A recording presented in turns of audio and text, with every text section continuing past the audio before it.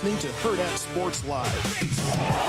Spencer Torkelson, fly ball to left. Tork bomb to left. Jake, you don't have to run very fast. And swing he does. Deep right field. Tolbert at the wall. Tyler Tolbert is doing it all, and this time with the gloves. Here's a fly ball to right field. This one is hit pretty well. Nemo's back to the wall. It's gone. Joe Adele goes to the opposite field. Yeah, that's if you're going to give one up, you might as well give it up like that. Look, our camera can't even kind of catch it. It's so high into the second segment. Swing and a drive, belted deep right. Burleson hits a long homer.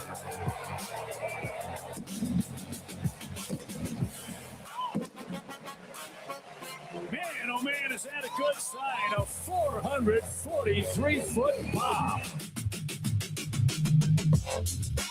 Good morning. Welcome in Hurrdat Sports Live, presented by Next Gen Mail Medical. That's DB. I'm Ravi Lulla here at Hurrdat Sports HQ. What's up, DB? I don't know. You just shattered my eardrum, but outside of that, we're good. We got to play with your volume. I felt like I hadn't seen that in a minute. Well, we hadn't been here in a minute. Yeah. Was it under the desk yesterday? No, it was right here. No. You know what I have today? I have the TCU version of Monster. Oh, here, Monster Energy. It's going to be a thing. We've got the TCU version. They've already come out the colors for all the different teams. This is the TCU K-State collab. So I'm really excited about all the different cans we're going to get from Monster over the next 10 years or whatever. How are you going to divvy up like the reds and stuff? Oh, they'll just be, well, the one with all inclusive. The one with Texas Tech will taste like corruption. And then it wasn't spirited. I was in a little bit of a conversation about Texas Tech yesterday with a Nebraska fan. And what was that discussion like? Yeah, because I had said what I said about Houston. They're gonna beat. I'm not gonna do his voice because he may not have been condescending. Okay, and it may actually be a woman. I don't know. Carol, a guy. Shane, you poop your pants. You buy some crypto?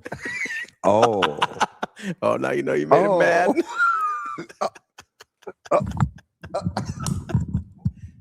You download any apps? Okay. He just saves those for when he's actually mad. Dude, you buy some crypto? Wow. What was I saying? They got new laws for that now, so you'll be fine. Talking about Texas Tech.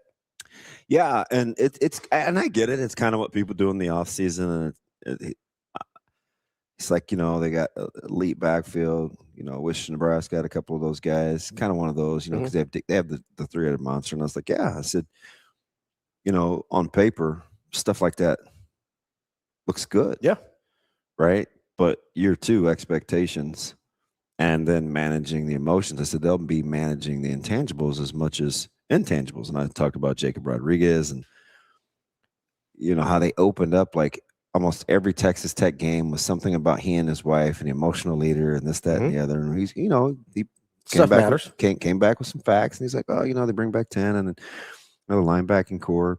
I was like, I get it.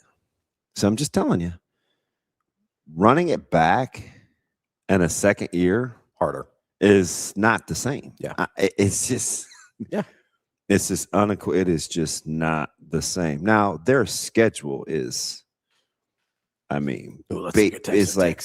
baby bleep soft. But I mean that's the Big 12 though. Now I try to be an equal opportunist when it comes to dissecting the schedule. So if I'm not going to cry over Nebraska's being uber like resigning to the fact that it's a difficult schedule, I'm not going to turn around and say, it's lock stock that Texas is easy, but it is kind of cakey. But it is a team that lost in Tempe last year. They got boat raced against Oregon, and that schedule does have 11 wins written all over. But again, at the end of the year, they got to go to Stillwater and they have to go to Waco. And I'm not dying on that hill. My point was more about two things. Number one, I think Houston is better than the nation thinks. Number two, you don't just run it back on paper. Like so many different things happen, whether it's focus or training or, leadership. They got to figure out the quarterback situation. Like, I mean, I get it. This is pretty slick how AJ can do this now. So is this kind of going to be a thing, Austin, where you can work that fast where I can just casually talk about something and then bam, there's radio. I mean, there's the schedule. Yeah, I'm going to try to do my job as best I can. Okay. Yeah. Rico, I meant like over the air terrestrial. I did not mean his alter ego.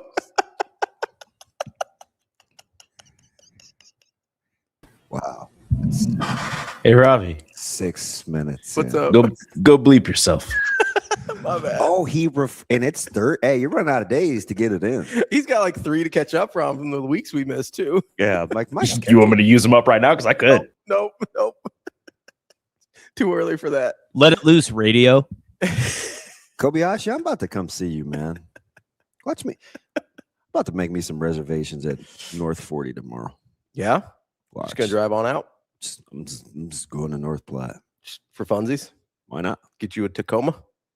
I wouldn't shop for me. I'd shop for Caleb. Yeah. Micah. Yeah. There you go. They both are in the business. In the market. Is North, which one's better, Kobe? North 40 or was it the Chop House? Yeah. Somebody North 40 has a full star better rating. Somebody slapped. North 40 no, it was Derek. Yeah, he slapped my hand about the I told him he North had Platte me all thing. I said he had me all mixed up. I was like, look, man, I rock with North Platte. They got a couple of my favorite things. I haven't been there since I was in high school, which I felt like I made clear yesterday, but that's fine. He said we don't have any Tacomas on the lot. Uh-oh. Clears, is that a good thing? He said North 40 clears. I have no idea. That's youth language. I'm not familiar Hey, with. look at the lounge. That's a good thing. That's saying North 40 is better. Oh, okay. Clears, like Gotcha. clearly like head and shoulder. Okay, cool. I was thinking like clears the high jump bar, like clears it. I'm speaking Kobayashi Satake. No, not a track and Hey, field thing. Juan, I'm trying to figure out why you thought I would go to a symphony. Maybe you're a big fan of the Verve, Bittersweet. Good pull. Is it the Verve or the Verve pipe? That's the Verve. pipe. Yeah, they're the. I think Bittersweet Symphony is the pipe. Is that Cruel Intentions? Yeah, I believe so. Yeah, no. I mean, the song is fine. I like the song a lot. I got to figure out where Juan lives. It was the Verve. I was right the first time. I might just Juan. If you live close enough, man, I like to walk. Verve. Shoot, I almost walked last night. I sat out in the rain on the deck. Verve pipe. I cleared the seat too, so my bunda wouldn't get wet. Verve pipe is freshman. Freshman. We were only freshmen. I cannot believe. No. Absolutely. It's pretty white. You probably don't know it. Yeah, absolutely. The frick not. Now, That's fine. I do know some not off color. I do know some Anglo stuff. Did you look at the lounge menu versus the? I'm looking menu? at the site right now. We're getting to the menu. Yeah, I'm talking like chicken fried We got lobster dinner menu, lounge menu. Here we the go. lounge menu is significantly different, but it has calamari. So I do like calamari. If I rolled in, Kobe, I'm just telling you, man. Prime filet steak. I'm be like, look, I'm driving 4.5 hours. Mm-hmm. I need to be able to order off the lounge menu. I'm be like, bang, they're gonna pull a Rico and tell me to go flat kite. Get on up out of here. You think they would do that to me, Rico? Cherrywood. I think they'd consider it. You know, did I ever see Gin and I did see Gin and Tone's Tacoma. I did. Oh, man, Vince? you repping the local guy. Okay. All right. Yeah, that's Ooh, they do have scallops on the regular menu. I know that's on the dinner menu. Yeah, I saw that. They have lamb chops too. Oh, feel like I know what I'm gonna eat. No, the chicken fried lobster is on the appetizer. dinner menu. Yeah, it's on the appetizer. Yeah. Honestly, the only thing you want from the lounge menu is the calamari. I don't know. There's something in the middle that I think I liked. Was it the prime burger? Maybe you had the 8-ounce, but you're not really a big burger guy. You'd be all right without it. So I'm kind of all the cheeseburger talk yesterday. I'm kind of hankering for one. Yeah. Like I would just love a good one. I'm always disappointed. So that's the problem. Scott, I know I do need to come over to 110. That's the problem with burgers is the variance is too high for me. Yeah. Like good burger, really, really good. most burgers are somewhere between super mid and sus, mediocre and bad. Yeah. Right. Yeah. So like finding that quality of it's just not worth the roll of the dice. Yeah, it's like that's how I feel about brisket. Yeah, 100%. That's 100% how I feel about good brisket is elite. It's elite. But I've had good brisket like is pot roast. I can count on one hand the number of times I've had like really good brisket. Yeah, it's pot roast. And everything else is like it's how do you do it? You go dry. It's dry. Did I do it pretty good? It's pretty good. Nice. Yeah. Person. It's my other impression. I'm not interested in seeing him on television all the time. But Mike Tomlin? Yeah. I don't know how that's gonna go. I hope well because I think he's funny. I just went there, Scott. About he missed it yesterday. Oh I just yeah, talked about we place. went there as an office too. It was pretty good. It's probably about 12 days ago. I was in one of my moods. I wouldn't say like that rises above mediocre, but I wouldn't say it was in the elite category. Yeah, like it was pretty good. I've eaten it. I've been to Winchester's. That was probably 2 months ago. I drove there on a humbug because it's like an 8-minute. Well, they have gizzards. So remember I told you I picked at it the next day and I left the gizzards? Yeah. So that's the place I was talking about. I got where is Winchester? It's on 72nd and Q. I don't know that I've if they play volleyball there, you might miss it. Yeah, that's the place I was talking about. I was like, yeah, something's wrong with my appetite. Oh, yeah. And I literally just picked at it. And I ended up tossing the gizzards. And they're good. And you love gizzards. I just couldn't. I tried. I kept them for 2 days. I couldn't eat. Maybe have been there when I lived in Ralston. Yeah. It looks okay. I saw some crazy stats. How close are you following your baseball team? Not super close, but like I check in. Are you surprised that they're top 5 in the league in fewest runs given up? Before the season, I would have said no. In season, I would have said yes. Like, right? They apparently can't score because. Oh, I knew that. I knew they couldn't. They don't give up. They're top 5. Yeah, they have. I knew they'd been pitching it better. Like Peyton Tolley, I think it's pronounced Tolley.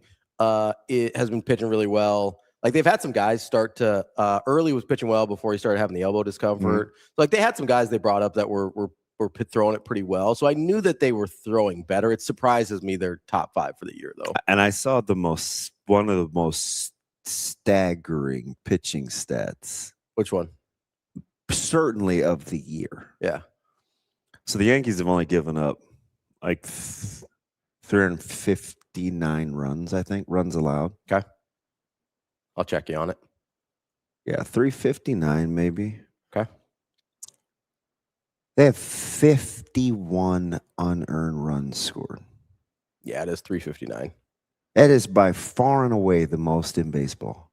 They've given up 51? 51 unearned runs. Of their 359? Dude, I mean, what are we doing? That's insane. That's insane. I mean, the Red Sox should be better than they are. They have a positive run differential. They can't score, but they have a positive run differential. Well, they don't give up any runs. Yeah, that helps. Do they have the fewest runs in baseball? Good no, Lord. That's Dodgers. Oh, scored? They have Dodgers are allowed. I think it's Dodgers, Milwaukee, then they have maybe the Braves. The second fewest runs scored in all of baseball. Do you know who number 1 is?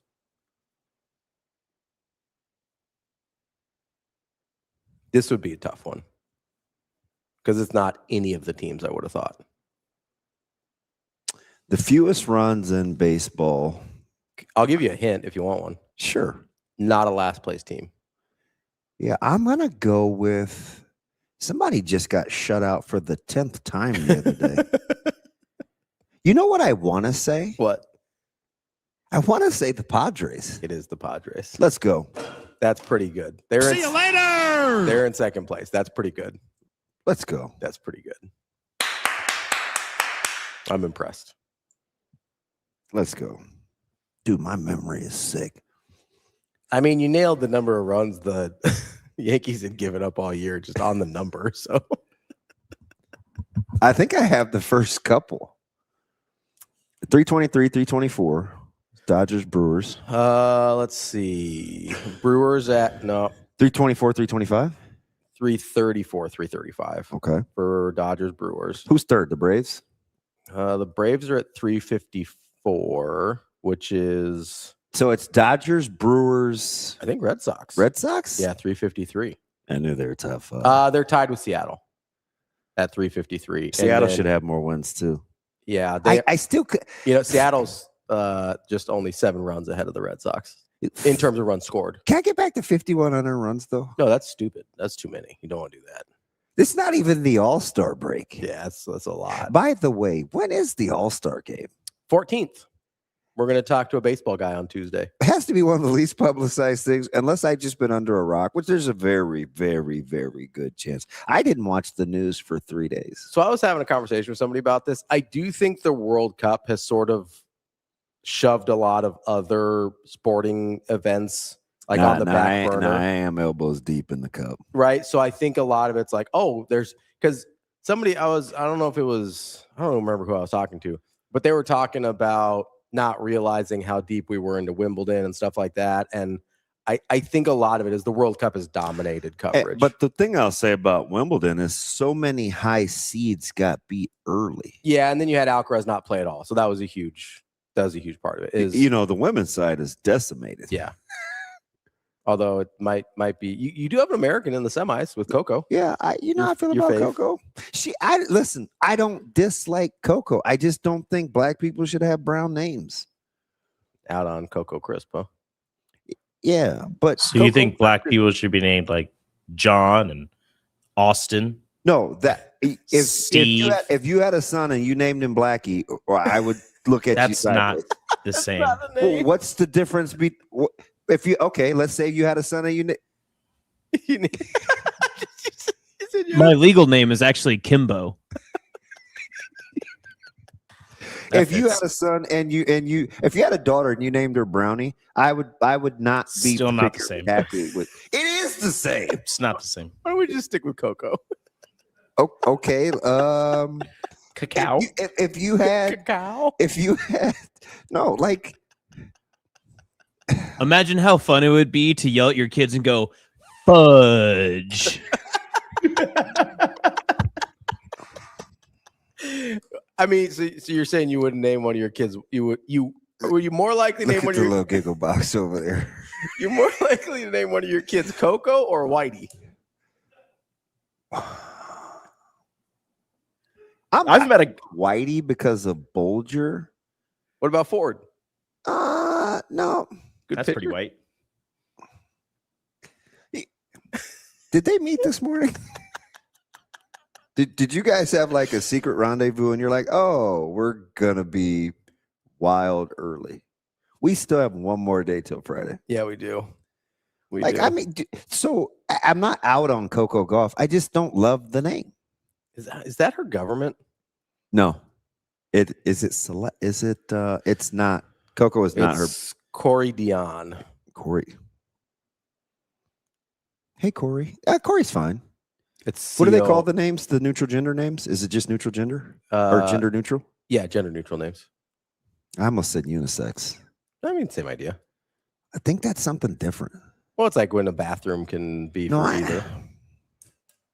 UNICEF, like the relief organization. It's spelled with an I, if that helps, Corey. Cori.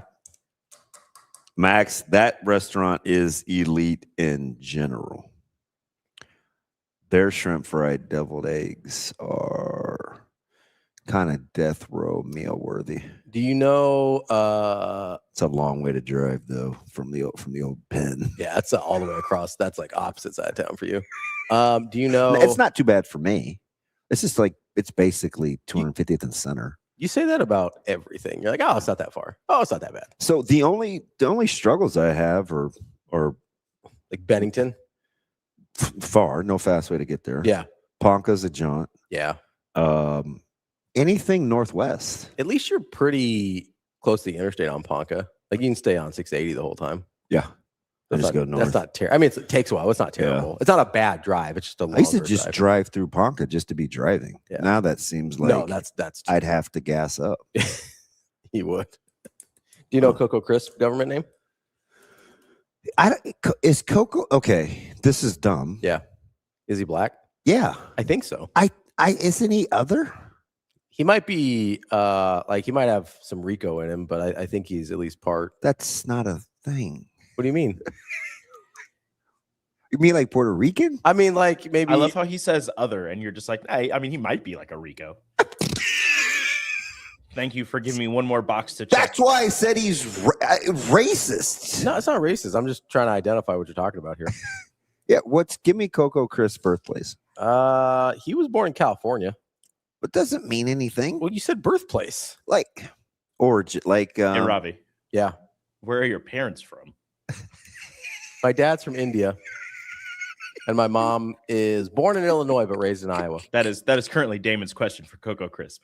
I mean, that information's not just always like readily available. I'm just gonna Google is Coco Chris black? dude. But you can't do that. Why not? That's what we're asking here. Okay, hold on. Somebody said Coco Crisp nationality. That'll work. That was pretty good. That was 1, 2, very 3. slick, very stealthy. I feel like guys are a little juiced up today. What? Oh, let's go! Puerto Rican? African American, Puerto Rican, and then Italian. But that's not racist at all because I was right. He said, I think he's a little Rico. Shout out to Coco Crisp. I knew I liked him for another reason. That's my dog. I didn't know he was Puerto Rican. I always liked him though. He probably family somewhere down the line. Hey, Island's not that big. when he changes tone and he says, that's everybody brace yourself.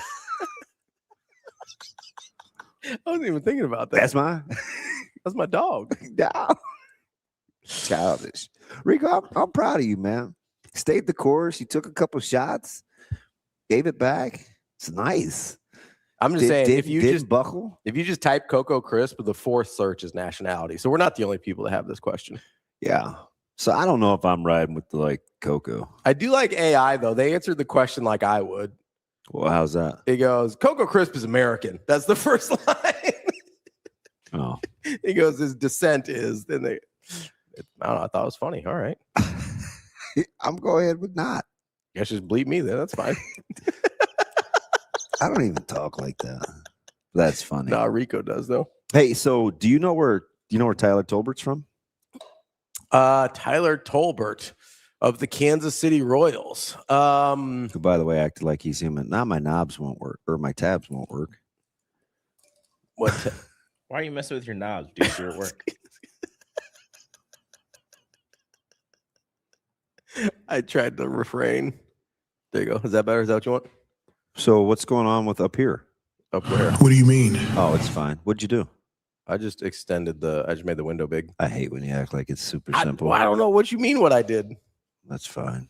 Deadshot, I don't know what that, I don't think you can say that. I don't know if that's for Puerto Ricans or what, but I don't think you can say that. I don't know. Is he Puerto Rican? That's not a thing. We don't say that. I don't think that's the thing Puerto Ricans say. What is it? Ravi, for our podcast listeners, Nope. I will not. I don't even think I can say that. No. Do you know what priggish means? I don't know. Unless this is the Urban Dictionary, or not the Urban Dictionary. What is it? It just means, oh, this is totally you. That's rude. Self-righteously moralistic and superior. Oh, that's all right. Yeah. A priggish little pedant. Deadshot says Puerto Rican and black, which I am. I've never heard that term before. Oh, you can't say that. So am I. I don't feel comfortable saying that word. I mean, if anybody can say it, he can. If he's identifying correctly, I'm taking him at his word here. So I was having a fantastic conversation the other day. It feels weird. Go ahead. Yeah, sorry. I won't put him up. I was having a fantastic conversation with Makai's dad. Okay. And he used a term that I probably would coin because I knew what he was talking about, but he doesn't use the word. Okay. And I was like, I'm gonna need some more context here. It's the word that I never say. Okay. The N-word. Yes. Okay. But we were referring to, this is just like culturally growing up. It was deep, man. Okay. It wasn't like, hey man, how's your day? I mean, like we're getting in there and I'm just listening. Yeah. And the term that he used, he was rolling, so I just let it go. Oh, I think and I wanted to put it on the back of a shirt with a saying. I'm like, that's a thing. Like what he's it's a real thing. Did it end in an ISH? Kind of, but it's not. It's It's like a half and then the other half. kind of. Okay, because I've heard somebody use a term like that before. Yeah. And I was like, and he just kept on flowing. And then he was like, yeah, I don't Yes, use the funky term but- naysayers. He said naysayers. man. Let a naysayer know. It's fine. Sometimes I just feel like I have to count to 10. It's all right. It's totally fine. Anyway, would you like any more weird baseball stuff? I don't have any more weird baseball Yeah, stats. why are we talking about Tyler Tolbert? I mean, we came back to earth a little bit, but Well, you're not going to have 12 hits and 12 straight plate appearances. no, I don't think so. I mean, you are if you're Tyler Tolbert, but you're not probably going to do more than that. He's just regular old African American black kid playing baseball. He is from He's from Alabama, I think. Alabama. Is he from Alabama? We're checking. I think it's Alabama. This isn't a Google problem. This is a loading problem. Okay. He is from Birmingham, Alabama. Yeah. Do you wonder what I do with all my free time? I assume you just are looking at Wikipedias to know things. Just miscellaneous stats. Yeah, that's all I can imagine. Yeah. Just like reading encyclopedias, except for now it's Wikipedia. Yeah, I miss my encyclopedias. That's actually where I learned to draw. My parents had the old school Britannica set. You're not supposed to draw on those. I didn't draw in them. I just looked for pictures and then I would try to draw them. Oh, gotcha. Okay. Yeah, that's how I learned to draw sharks. I thought you were just like trying to color in the lines in a. I'm like, who would encyclopedia. buy these? But then homework used to be really, really hard where you had to cite things all the time. Yeah, they used to be actually very useful. We had I don't think we had. Did you have a set? Yeah, we didn't have Britannica. We had. Ours were white, like white with a maroon bottom. Oh, maybe they were Britannica. That sounds right. Is that what yours looked like? Yeah, I remember the maroon bottom for sure. Like Yeah. on the. That's Britannica. Yeah, so yeah, they were like they used to actually be super useful. Also, information didn't change every like 4 seconds, so it was easier to do that type of thing. Now we just have the internet. Kobayashi Sadaki would like for you to look up Gunnar Henderson's high school. All right, Gunnar Henderson. Where did we go to high school, Gunnar? John T. Morgan Academy. Okay. Well, I think we have to know more about John T. Morgan Academy. Listen, Jack, so that's actually what I've been doing is watching Shark Week. Big Shark Week guy, obviously. Yeah. John T. Morgan Academy. Okay, Yeah, I'm a little lost here. I have to wait for Kobe to explain it. Oh, it's named after Confederate General and KKK leader John Tyler Morgan. Gunner, tough look, my guy. That is the other part of Selma, Alabama. Did anybody catch how he was enlightened, how he said it? Oh. You know what's tough here, too? God damn it, Gunner. You're out on Gunner? It's a private school. That's a choice, man. It's not like he just So was Burke. That's a public school. Like, if you live in the neighborhood, you go to that school. Like, this wasn't just like, my parents just happen to live here. You should probably Google Harry A. Burke. No, I'm aware, but that's a public school. Private school is a choice. They actively paid money. Okay. They did. I know what private means. Well, so public schools, everybody can go. I don't know. Let me explain. Hold on. So public schools, it's like your neighborhood, and then everybody can go and it's free. Your taxes pay for it. Private schools are these institutions where you pay tuition like you're in college, but you're still in high school or get your boy. He tried to say something kind about the Red Sox, and 35 your man's. later we're in the toilet. Man, it was. Are you out on Gunner? Founded in June 1965. That's a problematic time frame. Why did Kobe do this? I don't know. That's really. He is infamous for just dropping matches and skittering on by. I was really hoping that was going to be a public school that was just unfortunately never renamed. But no. He said it's one of the largest segregated schools in the nation. Oh, it's segregated. Good Lord, Gunnar Henderson. Oh, they've got a tab called Our History. This should be interesting. No, he said it was one of the last segregated. Oh, schools. last. Okay. Oh, Yeah. I can't So read it was one of the last ones to allow them. He put it in cap. Hey, man, I got you, Cole.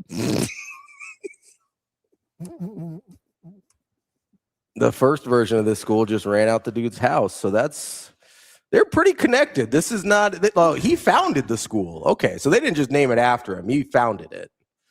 This is tough. This is a tough look for Gunnar Henderson.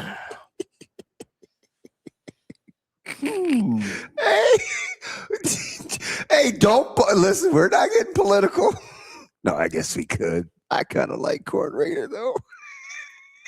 I mean, if you think segregation is political, you cannot watch this show. No. again. He's just talking about private schools. Oh, yeah. I don't He care. said private schools are for the underprivileged and get money from the state to pay for them. I'm guessing Gunnar paid tuition. Seems like a full boat type of guy.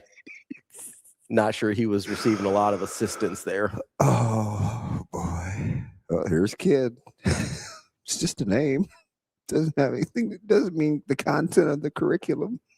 I mean, if it was the last segregated school in the country, then I think the curriculum is commensurate with the name there, bud. Oh, might be the good piece of cheese. Also, like, I don't know, like if you're from the area, you probably know who John T. Morgan is. Like, is there no other private schools available? Let's Google private schools in Selma. Let's see if there's any other options for my guy, Gunnar Henderson. Private schools. Thanks, Kobe. Selma, Alabama. Let's see what we got here. Appreciate it. Oh, you got Selma's Christian Academy. That seems nice. I thought you didn't like those guys either. No, it's not for me, but Elwood Christian Academy, that seems nice too. Oh, more places. What do we have? Meadowview Christian School, that seems nice. Marian Academy, Cathedral Academy. I have just one question. Yeah. Austin, how hard is it for you to not say anything? I went to a public school.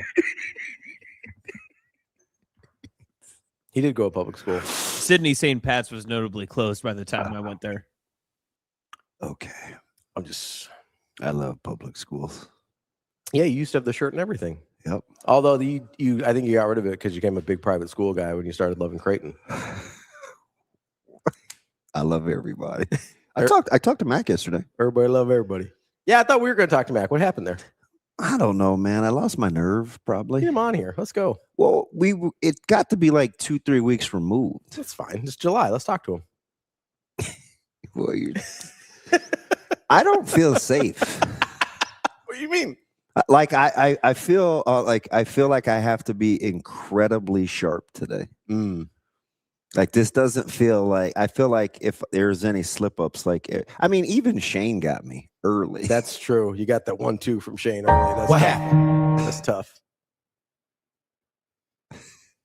I kind of like this new monitor. I can't see him. That's why I like this new monitor, because I can't see him. Oh, that's tough. No, you're exactly right. What up, Coach Sat? I just saw him the other day. Yeah, how's he doing? He's good. Doing pretty good? Yeah. Always looks like he's going golfing. He does perpetually dress in golf clothes Yeah. all the time. This looks like he's going golfing. Got the golf polo on all the time. It was right after one of the they had a decent visit, and That's good. I like good visits. yeah, Good I like talent. Visits are good. Talent's good. Speaking of which, we haven't talked about Khalil Taylor yet. Yeah, got a Good chance. get. Got a chance to see him live. You like him? I talked about his frame. Yeah. The lean, long, explosive son of a gun. Yeah. He is. He's extremely confident. Yeah. Yeah. He carries himself like a dude that once shut down. I wonder. So Notre Dame's probably benefited the most from Franklin leaving that part of the country. Oh, that's interesting. Even though Penn State right now, I think, has a top 25 class. Yeah, Franklin recruited usually top, like, what do we said, like 15? He usually gets the guys from there. Yeah, he stays. Let's see what we got. He usually gets the guys from there. And because I think Notre Dame has benefited the most, because I think they've got the number 1 and number 2 players in the state out of that class. Penn State is currently 20. Yeah, So they're not doing poorly. Top handful of guys: Ohio, Pennsylvania, Ohio. Yeah. We got an Iowa in there. Got a South Dakota in there, which makes sense. There is only one, Basically corn rate. How tall is that monitor from the floor? like 3.5 feet. Yeah, it's definitely blocking Shane's face. Looks like we only have 3 commits from the state of Pennsylvania in Penn State's class. Oh man, out of 21. I can't believe Kobe just dropped the grenade. I was frantically trying to change the conversation. Didn't Penn State just have a 4-star running back flip? They had somebody drop him. Yeah, I can't remember. I don't remember where he went, though. Yes, A-Train. West Side is very much public. 100% public. 100% public. 100. Dang, Jack Drew. So, Jack, can I ask, like, how can I? Is it cool if I come hang out in Tennessee? Yeah, sure. Why not? I'm just curious. It's not my house. So Notre Dame is number 3 in the country. They've got. What I would do to improve the Soccer Federation funky giblets? I don't know how. This is so this is so slick. Austin, you're actually fairly okay at your job. Oh, is this state of Pennsylvania? These are the top 10 recruits from the state of Pennsylvania. Look at you. For the 27 class. And I nailed Notre Dame. One of them at Nebraska. And just one Penn State. Interesting. Wow. I'm telling you what, AJ. Look at you. Like doing good at your job. I know, and I hate to like him. That's the hard part. Oh, I struggle. Austin. I'm like, please let me just have an open mind. Please just let me have an open mind. So U.S. Soccer Federation, what happened there? So there's a couple things since he asked me. Yeah. I definitely would make. It's got to be cheaper somehow. So it's got to be cheaper for youth sports. Did you read the Dan Wetzel article? No, I'm not a huge Wetzel guy. I'm not either. We used to chop it up with him, and it was always very intense. He's not a go along to get along guy, which I kind of enjoyed. Yeah. We have a couple of guys like that. Who's our NFL guy, Shane, that I used to be terrified of? Oh, now he laughs. Vinny Ayers. No. He laughs and yucks it up. He's a Hall of Fame voter. Oh, the guy that's written all the books. Right? Come on, Shane. Oh, I'm looking. He has a great voice. I know who you're talking about. He wrote the John Elway book. I mean, the first couple times we had him on, I was like, God, I think that guy hates Jason him. Cole? Yes. Yes. Yes. Don't ask him any dumb questions. He said, come on, we see. I don't know what cease fish are, but that's funny he says that. That must be like the new popular thing. Who said that? Jack. I don't know what that is.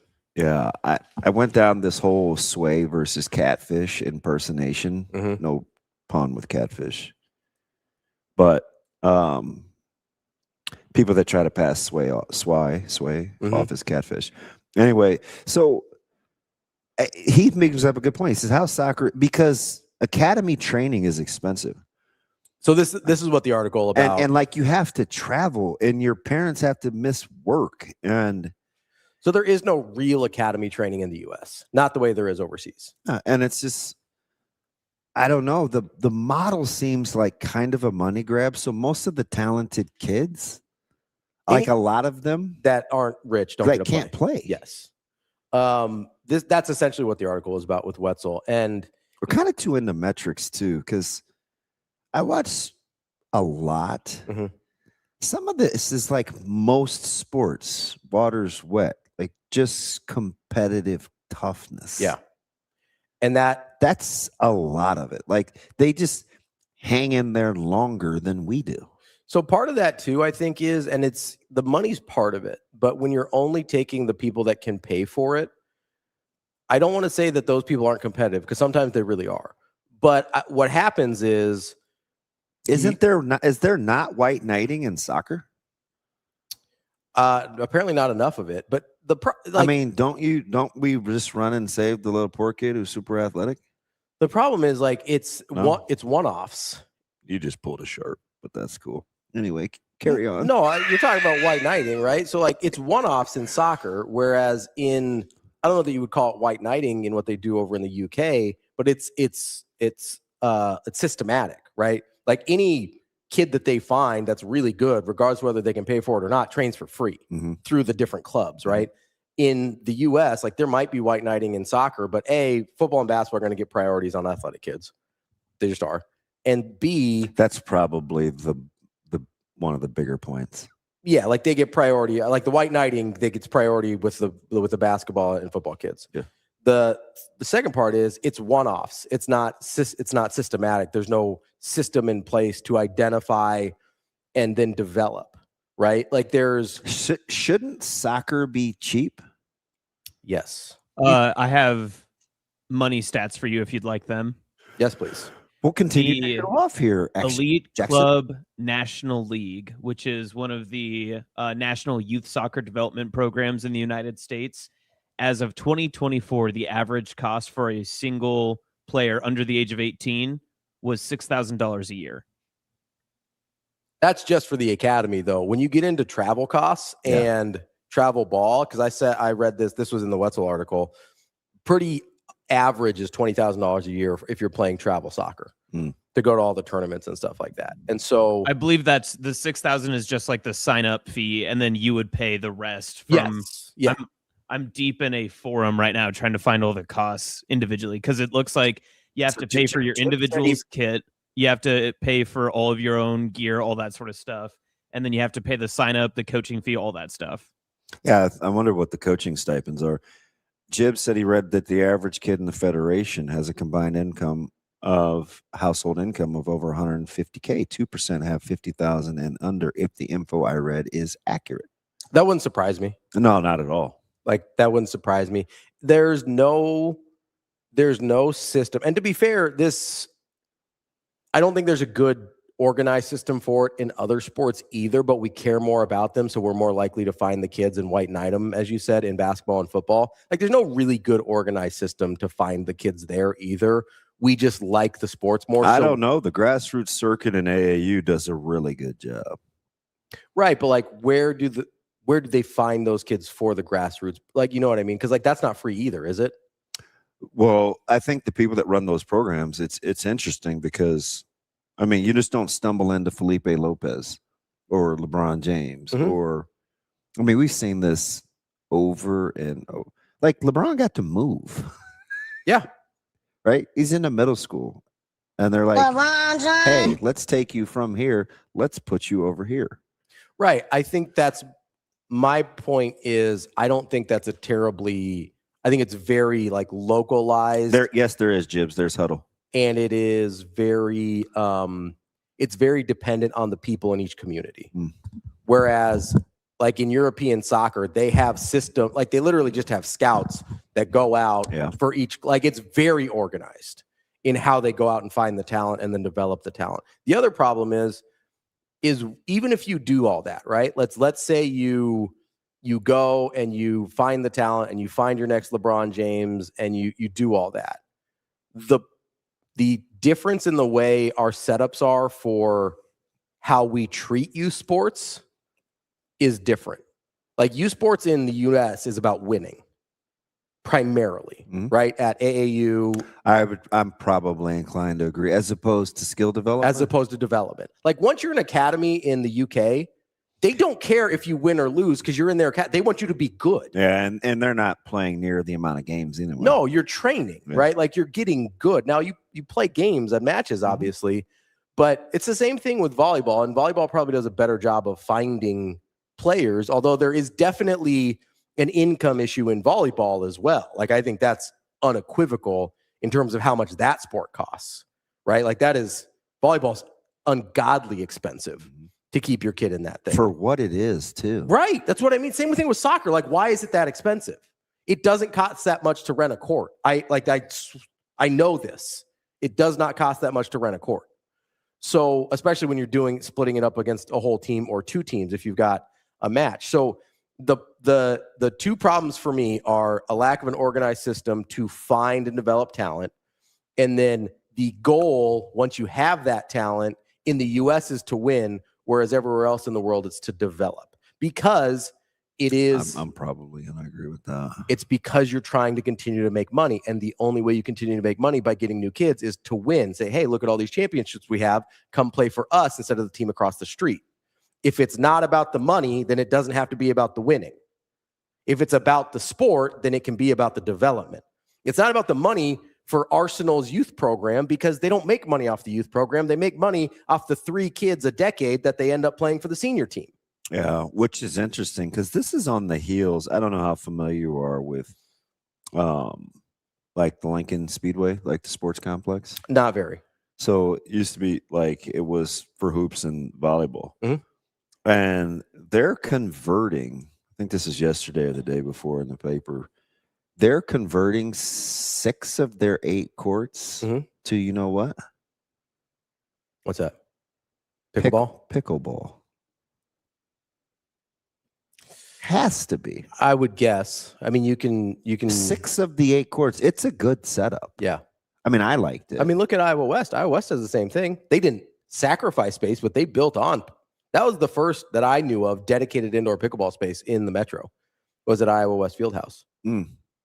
And they make good money on it. Yeah, it's fascinating. Like if here, I don't mean to get all like whatever here, but if can I know what you're not trying to get so I can accuse you of getting it? Sure. You'll figure it out once I get there. Okay. For a lot of these things, if the money is the point, then the quality will likely suffer. One more time. For a lot of these things, if the money is the point, if it's the end game, then the quality is likely going to suffer. Correct.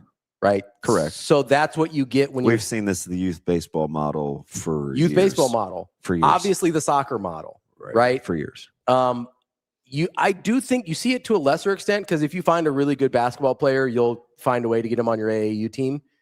But I would argue that if NBA teams ran academies instead of leaving it up to AAU, you would end up with better talent. Like you would end up with a better end game product.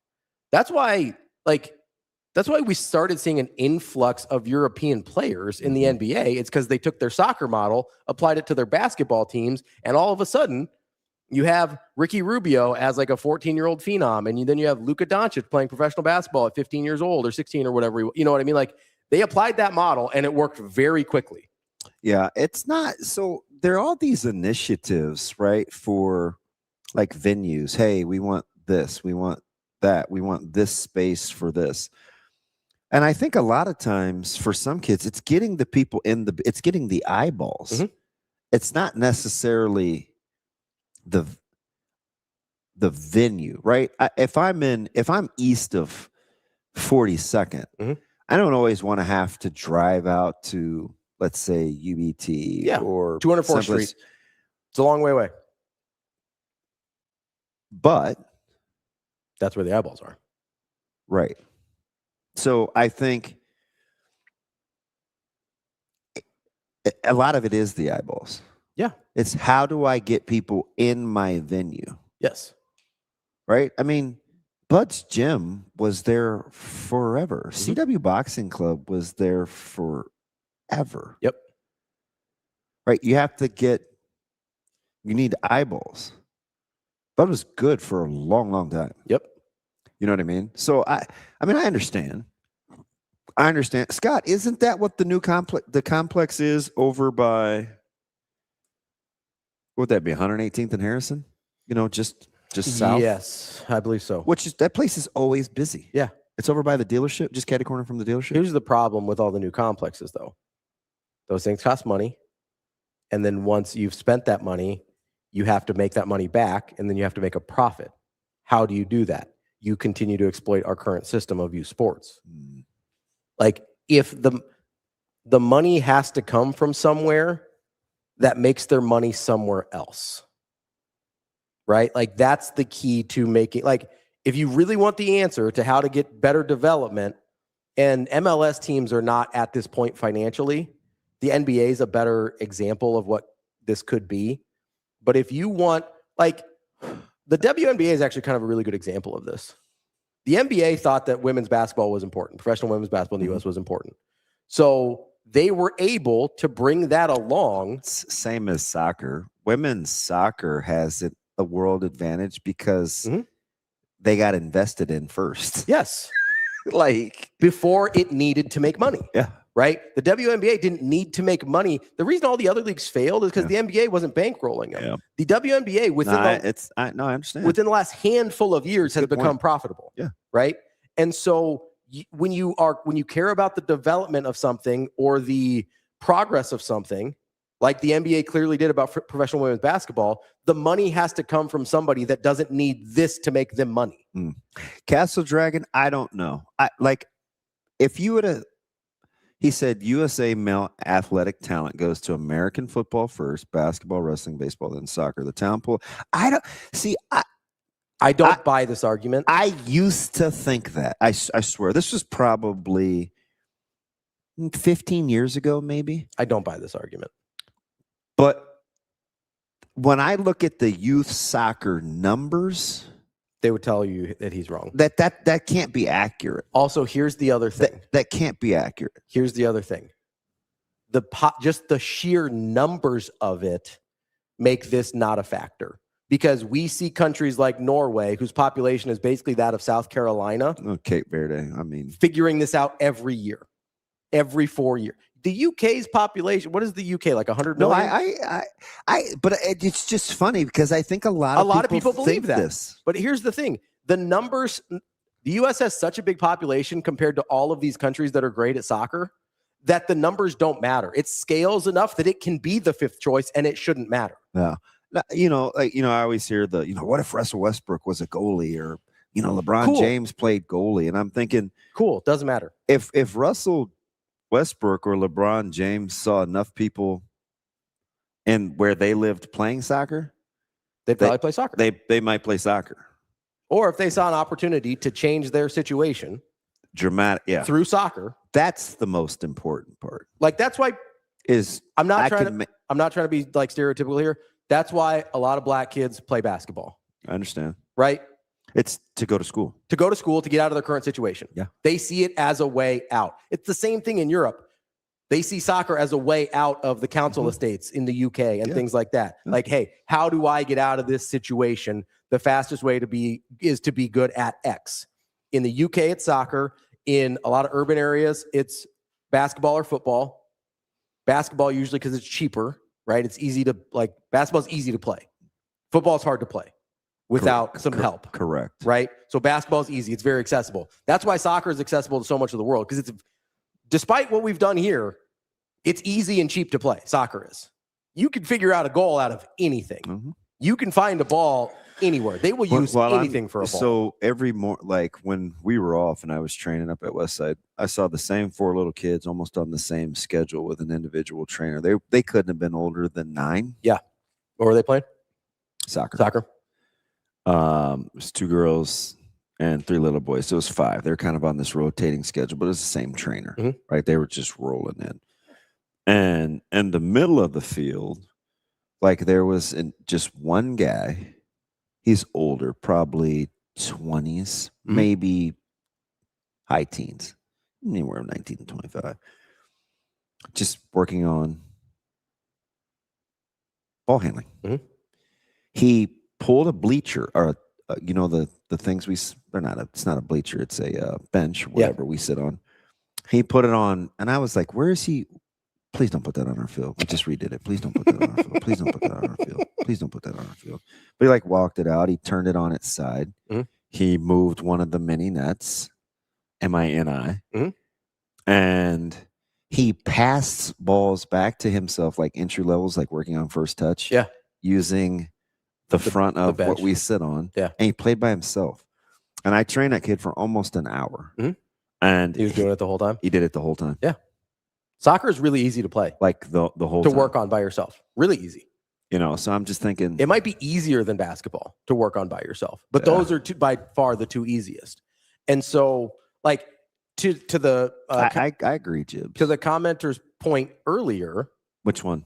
The soccer being 5th choice or whatever. Castle Dragon? Yeah. Which I like the name. Is when you are the 5th choice in terms of priority, which I would maybe argue wrestling But like, I'm not going to argue the other 3 or 4. Like, it's fourth. It's basketball, football, baseball in some order, and then I would say soccer, especially with youth. Soccer's very, very popular. You're talking men.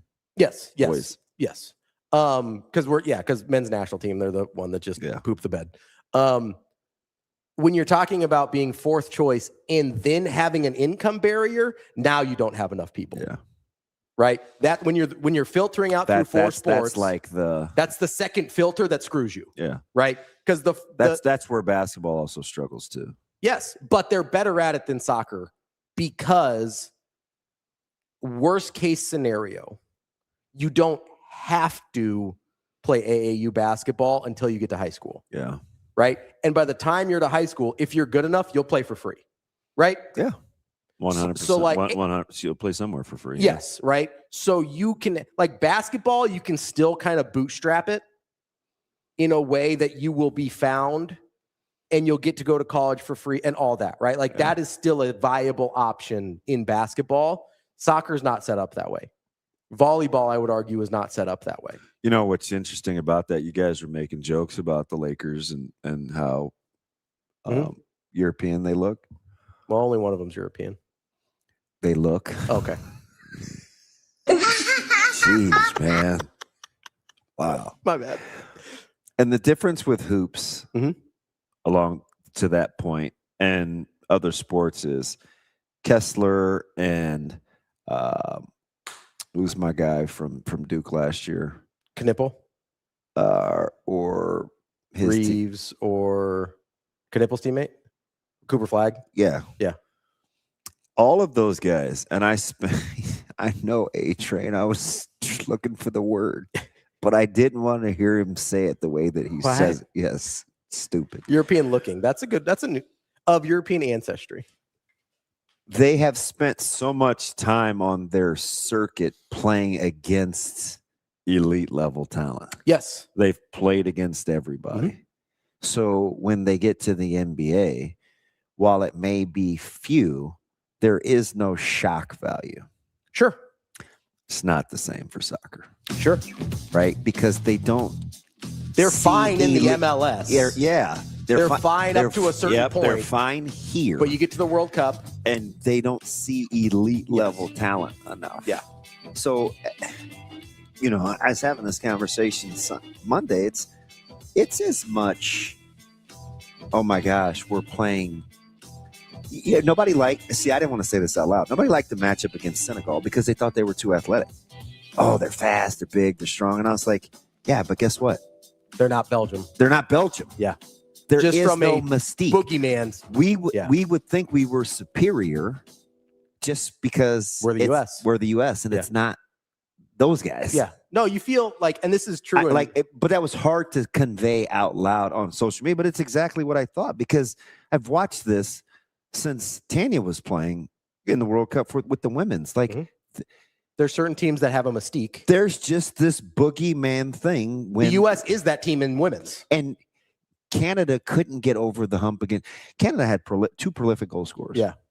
One of the best goalkeepers in the world in Karina LeBlanc. And there was this thing. You just couldn't get over it. When they saw the U.S. Yeah. Seriously. Absolutely. They, Japan, these teams would be so tactically sound, and I would be like, "Hey, you guys ready?" And it's like, "Oh yeah," there's this confidence. It's the U.S., and it's like, yeah, that's how I think we are when we see. So we do that with Nebraska football schedule this year too. I'm not gonna lie. It's crazy. Like you don't turtle up like what happened against Belgium without it being mental. Absolutely. We talk about skill and tactical stuff. The gap wasn't as big as it looked. Wasn't 4-1. No. Like, was Belgium the better team? Yes, probably. Should that have been like a 2-1, 3-2 game? Yeah, that's a good point because I felt like the broadcast did kind of do a disservice to Belgium. They're good. Like, we wet the bed, but Belgium's good. I think they're 9th in the world. Yeah, like Belgium should have beaten the U.S. It also should have been like a 55-45 toss-up type game, not a this thing's over early and clearly. Yeah, he's getting crushed, Kobe. Who? Pulisic? Pulisic. Oh, yeah. we've got to take a quick break here. We've got Mark Rodgers coming up. That's right. We got to take a quick break. He is It's 8 o'clock. Yeah, I know. We kind of just flew through that. Rico's fault. He is the radio host of the Sports Anytime Animal. I get a chance to blame something on you, Suave, I'm just going to, because I think everybody likes you. He's the host of the Sports Animal in Oklahoma. He was at Big 12 Media Days. We're going to talk about that coming up next. That's DB. I'm Ravi. Lulla. It's Hurrdat Sports Live.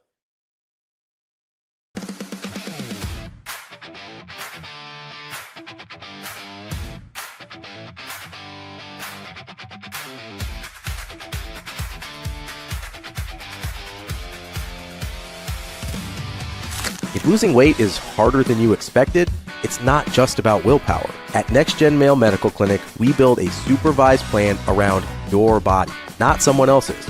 Schedule a visit at nextgenmmc.com. Let's get you moving forward.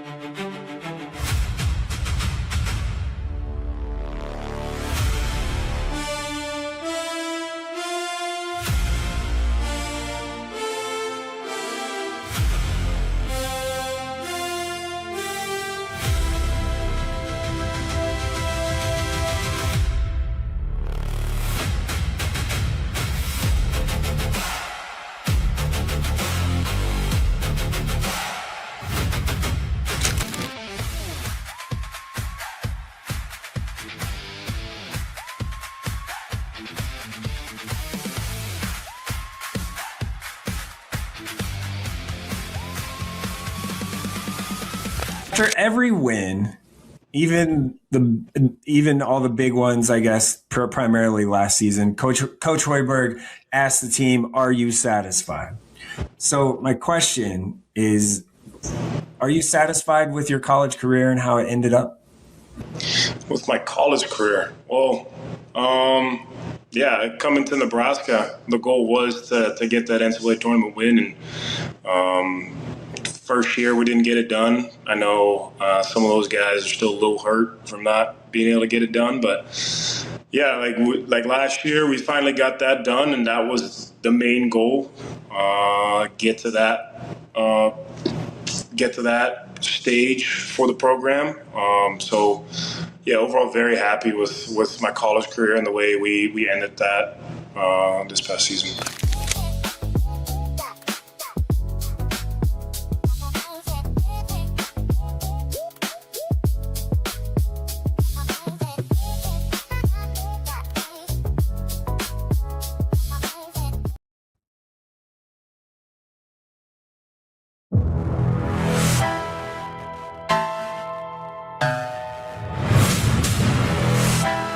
You're listening to Hurrdat Sports Live.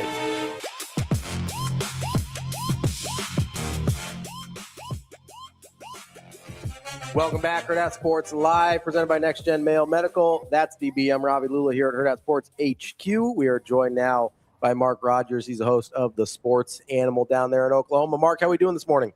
Doing great. How are you guys? Mark, good morning, buddy. So, Robbie, would you like to show Mark your drink this morning? Oh yeah, so I'm supporting the Big 12. I've got my this is my TCU and K-State flavored Monster Energy drink that we have going here. Yeah. Just to celebrate the new partnership that I thought was a typo. Let me see. I want to go topical before we get to the specifics, because you have the insight with per teams. How was the deal? What was your feel? How the deal was universally received when Monster announced what they want to do, and then you hear the dollar figure? Like, what was the general consensus with the deal? They're already playing from behind as many Monster Energy drinks as were consumed by the media down there. So they were handing them out, and they were being consumed. It was really, I mean, anytime you hear a sponsorship deal, you just assume that it's going to be something for an astronomical amount of money. But this one, once you kind of hear the numbers and you start doing the math, and you worry about how many impressions the Big 12 has if they have to go that low to get this kind of a deal. So, I mean, Brett Yormark is very concerned, I think, with image and being kind of the up-and-coming hip conference. And so maybe he liked Monster Energy that much that he would take a kind of bargain basement deal on it. So, I mean, and I'm not sure that I fully comprehend exactly the number of years that it is going forward, but to me, it is an incredibly low dollar deal for the league. Let me ask you something with regards to Yormark. When from Big Ten country, and we talk a ton of national landscape conferences as well, but from our vantage point, I'm personal, so I don't want to speak for this. Personally speaking, I like Yormark. I think he's kind of a visionary. I think he's aggressive. I think he doesn't like to take a back seat. I think he's a good enough orator. When I listen to him, it's very believable in terms of the message he's trying to convey. How is he viewed inside the conference from a leadership standpoint?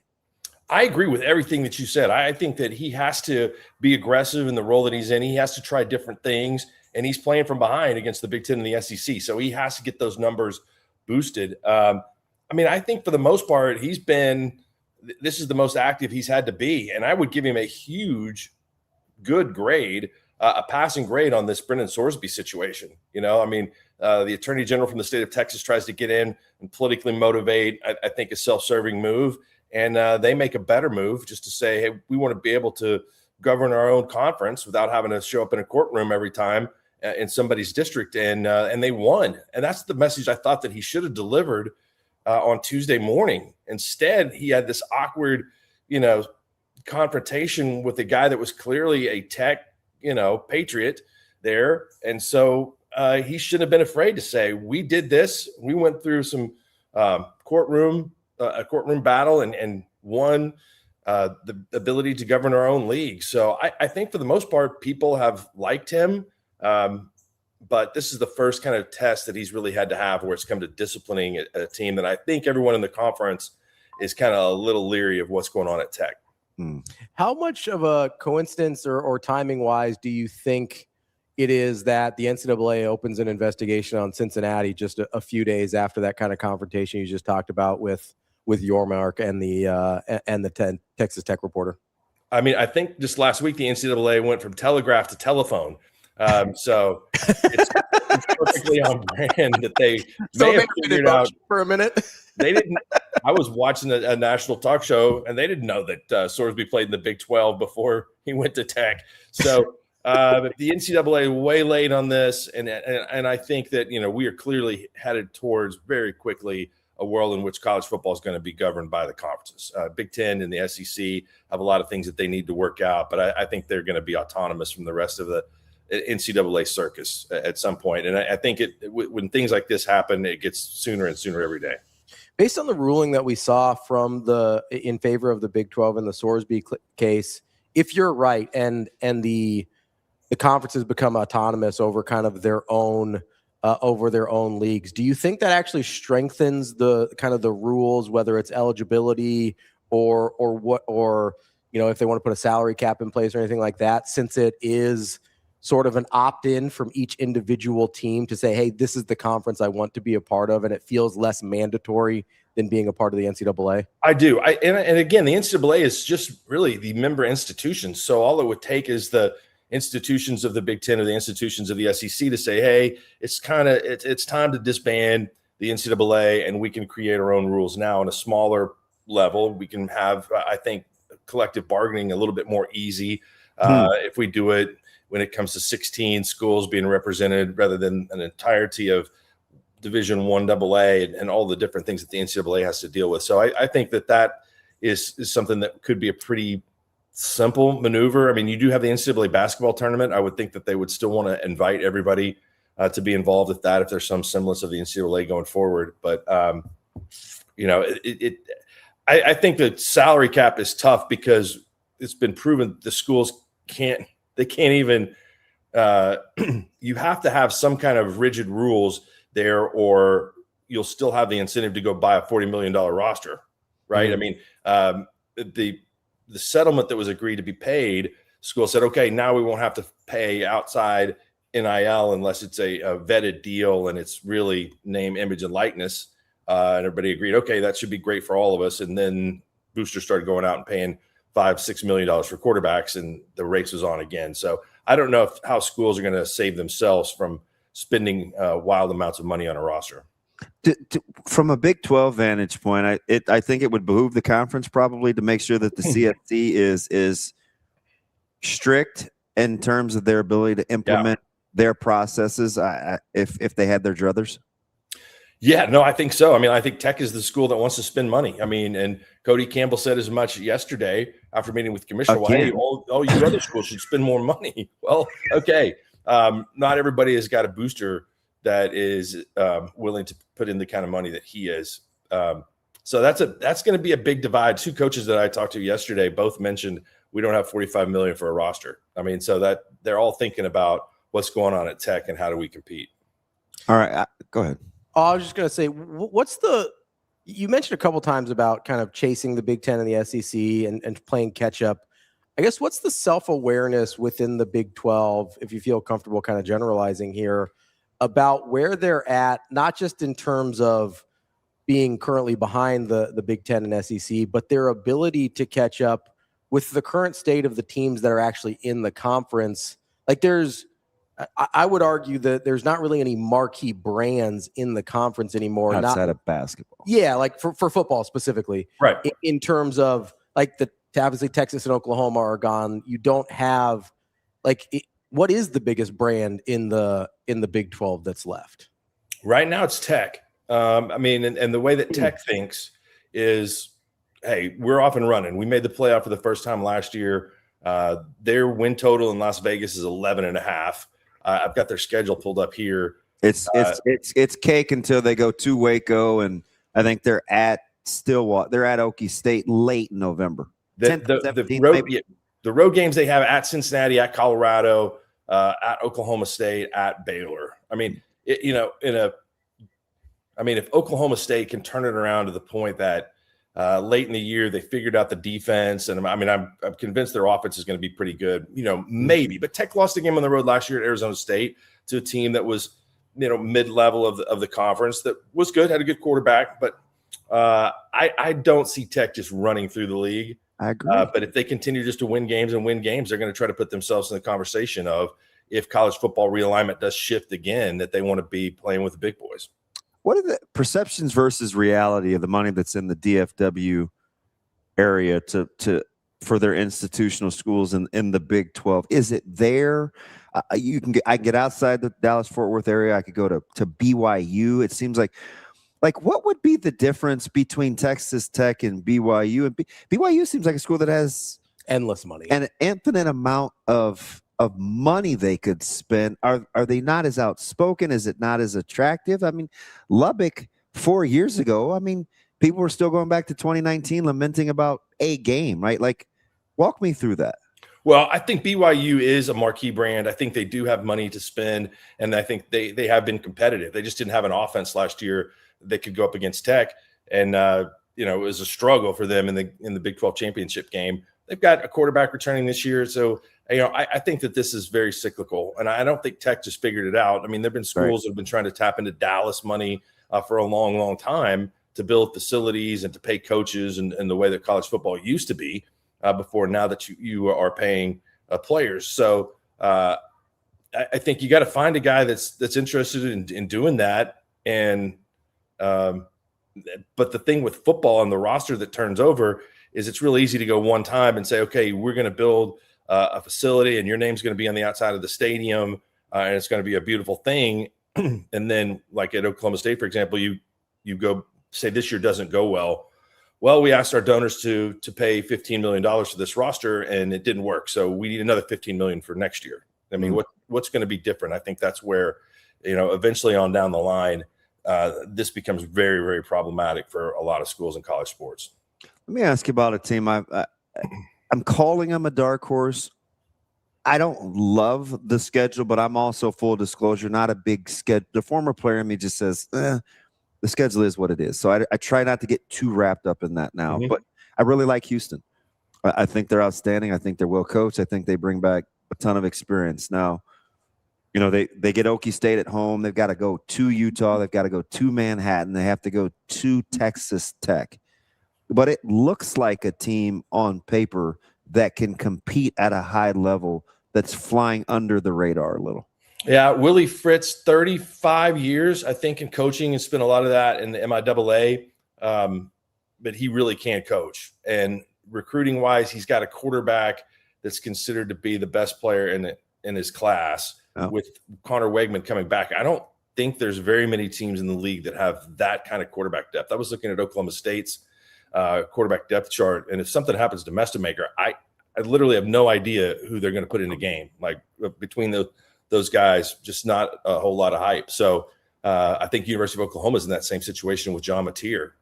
They would have to go with a quarterback that has no Division I experience. So the fact that they have a little bit of quarterback depth, the fact that they have Willie Fritz, I think those are really good signs for Houston. So when you're looking at Oklahoma State, you brought them up a minute ago with Mestemaker. Where is your sense of how quickly this turnaround can happen? I compared them to I think I called them a mini, let's call it a diet version of maybe what I'm guessing they're trying to replicate a diet version of what Indiana did with bringing a lot of guys from North Texas. Obviously, you got Mestemaker in the quarterback, who I think was one of the most coveted quarterbacks in the portal, and just follows his head coach. What are the expectations there? Or I guess what's a realistic version of what that looks like in terms of a turnaround? They have been so bad in the last 2 years that expectations, I think it's rough on any Oklahoma State fan to say, I expect to win 8 games, or I think that we're going to be in the hunt for a conference championship, because it's just been so tough. Last year was an unmitigated disaster. They make the move to fire Mike Gundy after the Tulsa game. And then you have to – the interim coach is not sure about being the interim coach. He doesn't want to call plays. I mean, it was just a complete mess. And so I think the way that it ended, they were kind of fighting hard and trying to play competitively in games. That doesn't matter. All those guys are gone. They've got a defensive lineman, Iman Oates, that's fighting for eligibility for a final year. And if he doesn't get, and he's a good player, if he doesn't get eligibility reinstated, then they're going to have the most new players in the history of Division I with 80. So I think that they're going to look a lot like North Texas. They're going to be able to score. I think Eric Morris is out of the Mike Leach tree. He's going to space the field in a way where they're going to move the ball. And then on defense, if they can get some stops, then they've got a chance to turn it around. I think that just based on Mestemaker, Caleb Hawkins, White Young, and the players that came from North Texas, that they're going to get to 5-6 wins. If they can play some defense, then they could be really interesting. But I love Morris. I think that Mike Gundy is just tired of coaching there. I mean, in a sense that he'd gone through the routine and he had a lot of feelings about the way things should be, and it was just time. And I think Morris is going to hit the ground running with a lot better attitude and a lot more enjoyable to be doing what he's doing. Talking all things Big 12 with Sports Animal radio host Mark Rodgers, talking Big 12 media days. Let me ask you, there's a couple teams I want to hit. So I just took a visit a couple months ago. They're recruiting one of my kiddos, and it was spent a lot of time in Ames. So I got the full Ames experience. My oldest was Matt Campbell. We were on campus. My next one is now. So I've seen the Jimmy Rodgers, this kind of thing. He talked on that visit, Mark. He's got 84 new guys. I asked him specifics. We just go way back. And I said, hey, how much of a hand? Because he's very much hands-on. And I said, what was the insight? Was it a friend of a friend? Like, how integral were you with those new guys on campus? And he looked at me, didn't bat an eye, Mark. He said all of them. And I kind of take him at his word, just knowing his personality. When you look at Iowa State, is that a school that you think was defined by a coach, Campbell, or is it a school they've had brief spurts of success, right? Outside of that window, but can they be the Iowa State we're accustomed to at some point? It's a good question. I know that that Kale had a chance to visit with Coach Rodgers yesterday a little bit. I mean, I'm a huge Matt Campbell fan. Yeah. I think that he's been great. I thought that and I've talked to Matt before about his recruiting process because he's recruited quite a few players from the state of Oklahoma. I mean, like, well, how did you get to Jones? You know, I mean, that's like a 3A school outside of Oklahoma City. And I think that they just work hard. I mean, I think it's one of the most important things in recruiting. So the South Dakota State to Ames route worked for TJ Otzelberger. Yeah. And so I don't know if it's that, being a part of that program, I think will give him a chance to succeed. But that's another school. I mean, how do we know? I mean, I think for the most part, you're looking at Iowa State here and going, well, they got all new players. And so they're going to be rebuilding a little bit this year. And that might be a game that, say, Oklahoma State could win. But Oklahoma State's in the same boat. They just have a little more big-name guys that they've brought in. So I think it clearly will be a challenge for Iowa State with all that roster turnover to see if they can stay competitive. But I do know this. I love their fan base. I mean, it's passionate for basketball. Yeah. I've been over there and tailgated outside of Jack Trice, and the fans are they're good, and they're going to support the team. This is a heck of a dual sport quarterback conference. And one of the guys I'm kind of like, I don't know if this isn't a hot take, not like Houston or anything, but I think super familiar with Colin Klein. I like Avery Johnson's skill set. That reuniting has a chance, in my opinion, to be really, really good for the folks in Manhattan. If you agree, will it be enough for what you think they bring to the table?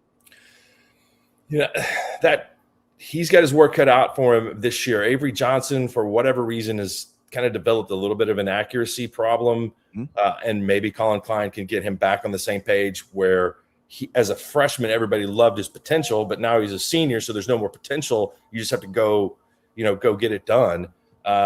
They had their edge rushers taken by Indiana. They got Wendell Gregory off the Oklahoma State roster, who had 3 sacks in the opening game last year. People were all excited, and he had 1 more sack the rest of the year. So he was a 4-star, 5-star recruit when he went to South Carolina. Didn't really live up to that potential at Oklahoma State, so now he's at Kansas State. But I think that you describe Iowa State fan base, you got to say the same thing about Kansas State. Great place to go watch a game. It's a tough environment. I think you can find ways to win games there at home. And, it was a little bit tough to say goodbye to Chris Klieman, but it wasn't tough for the fans that wanted Colin Klein before he landed someplace else, and they missed out on that opportunity to get their guy to bring him home. 2 guys, I'll let you compare them right there in your backyard of the Big 12. Alonzo Barnett, who I think can be sensational at UCF. And then Dampier, who, he's missing his coach, he's missing his OC, but extremely talented. When you're talking dual threat, who do you like? I like Dampier there, and I do think that they've got some quarterback depth because there's an Oklahoma kid on that roster that played well last year. He had 5 touchdowns rushing, and Jermaine Bird-Ficklin that played at Muskogee. And so I like Utah quarterback situation, and I like Utah's schedule. I think they're going to be favored in a bunch of games. Then they've got a good chance to win.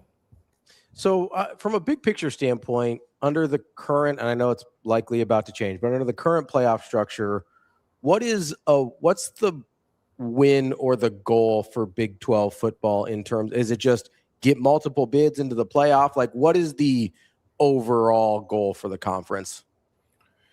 Well, I think the overall goal for the conference should be to have a team that can win it. I mean, that tells you more than anything that we belong. If it's easy for Texas and Sark to say, put our 3rd-team guys out there and we'll beat everybody on Tech's schedule. But if they go win it, then you really can't argue with that anymore. You're playing in the same sandbox.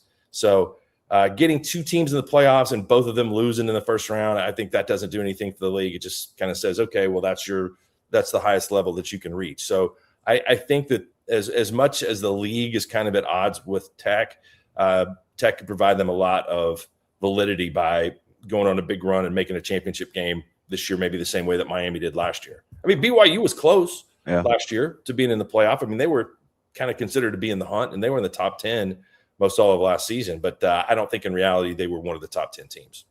And so last one from me, Mark. he's polarizing, especially for my partner. But I think he's finally coming around. What happens in Colorado, in your opinion? Man, I don't know. Dion was walking around a little bit there yesterday. I think the health battles have been really difficult for him to deal with. Now he's got a new athletic director there. I don't know. I don't know how many games they're going to win this season. They got a tough non-conference game, which doesn't help. They've got to go to Georgia Tech to open up the season. And then in the league, as balanced as it is, you would give them a chance. But let's see what Julian Lewis can do. I think it's just difficult on. He may be in the open market next year. That's kind of my prediction. It's kind of my prediction. On that. I don't. I'll tell you what. I like Dion. I think that what he did at Colorado with the kids there was amazing. But I'm real skeptical if they can bounce back and have a real good season this year. That is Mark Rodgers, host of the Sports Animal in Oklahoma. Mark, appreciate your time and good stuff there. We appreciate it. All right. Anytime, guys. Enjoy visiting with y'all. Thanks, Mark. All right. Mark Rodgers, host of the Sports Animal down there in Oklahoma. Good stuff on the Big 12 there. It's a fascinating conference. Yeah. I don't know about top end. No, it's I'm glad I'm not getting a lot of people that are vibing with me on Houston. Texas Tech. Oh, yeah. Texas Tech has had, without, an outright scandal in like the Baylor or Penn State sense of it, where it led to like a mass exodus of players and things like that. They've had about as tumultuous of an offseason as you can have. Every place they go, if it wasn't already before, is going to hate them. Yeah. Like full on. Yeah, you just have to be built. It's fascinating. And I think we're underestimating a lot of things. Number one, the guy they thought was going to play quarterback for him this year is not going to play quarterback for him. We just heard from Mark talking about all the different schools where there's a huge drop off between the guy you think's going to play and what happens if somebody else has to play. I think Nebraska is actually in a weirdly good position there. At the quarterback spot? Yes, where most teams are not. You made fun of me when I asked for a myopic solution and then it kind of fell in our lap, right? Like that's sort of how it worked out. Yeah. And it was. I understood it was unrealistic when I was asking for it, and we kind of got it anyway. But most schools don't have that. I would argue Texas Tech doesn't have that. Texas Tech lost their two best defenders from last year. I get they have a lot returning. They lost their two best defenders last year. And as you mentioned with Jacob Rodriguez, the emotional pulse of that team. Was that not every single pregame story and game day every week was like, and we're going to go. We love this guy so much that we're going to get him some touchdowns and see if he can get some Heisman votes. And here's, married young and she's in the military. Like it was just, it was a lot. All of it. But the thing about it is this is hard to explain. Okay. Over time, when you don't do right by the game, it eventually won't do right by you. I'm not talking necessarily karma, but I always say in football, it's like most things that when you respect the game, it will respect you back. There's this thing that and sometimes it's probably because I've been punished in my own life for bad decisions, but it's like when you don't do the right thing. No, I buy this. I believe this. Right? It just kind of it finds a way to land in your lap. And they have just turned their nose up at the rest of the sports and very indignant. And I mean, even Campbell yesterday, right? Like, hey man, just spend more money. It's like, what? Yeah. Like, I don't know. It's hard to manage that when you just have to be built a certain way. And 94, 95, a lot of people outside of the fan base were very much anti. Nationally, very much anti. Like you have to be built a certain way to handle it because it's hard, because it's everywhere. Well, it's hard, and I can't imagine it being more I was going to say I can't imagine. No, it would be way more magnified now because it's so easy to we hear. we couldn't. You can't get away from it. No, we In could just 94, say, 95, hey, don't read the paper. And it'd say, hey, CBS or whomever it was at the time. Orman could say it, we could isolate easier to get away from. You can't get away from it. Just wouldn't be able to. Especially when something like the Sorsby thing happens and it's literally everywhere for weeks. You literally were going to try to get over on the game. Yes.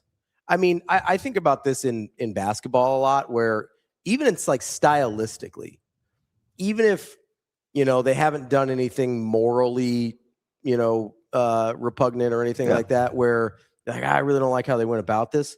But just I think people would argue this about Calipari. When he was trying to do the one and dones, you're like, yeah, he wasn't really doing the game. I look at the Badiako thing. I'm like, that. Yeah, like you're not going to get rewarded for that. Like over the long, like it's not. You're trying to game the system. Like there's a reason I rooted so hard against James Harden for so long, because he wasn't playing the game the right way. I get it. You know what I mean? Like he was trying to game the system. Like you were saying, it's a different way. Yeah. But play style, he was trying to game the system. That's why you struggle with SGA. It is why I struggle with SGA. Yeah. Right? It's you why think he's trying to game the system? I think he's trying to game the system. Like just play basketball. That's why, and again, I know this is that you're consistent with that. I know this is weird to you, but like that's why the 14 Spurs are one of my favorite teams of all time. Almost nobody's ever played more beautiful basketball than that. And with guys that weren't that good. Let's not kid ourselves here. You're talking late stage Duncan, late stage Ginobili, late stage Parker, guys that like Parker went to the, I believe, Hornets the next year and couldn't play. Yeah. Right. You had early Kawhi before he turned into 19 Kawhi, right? Before he turned into before he turned into board man gets buckets, right? But like you had early stage Kawhi before he had turned into a full-fledged star. And you just had you had like Danny Green and Chago Splitter. Like you just had a bunch of dudes. Don't forget Boris.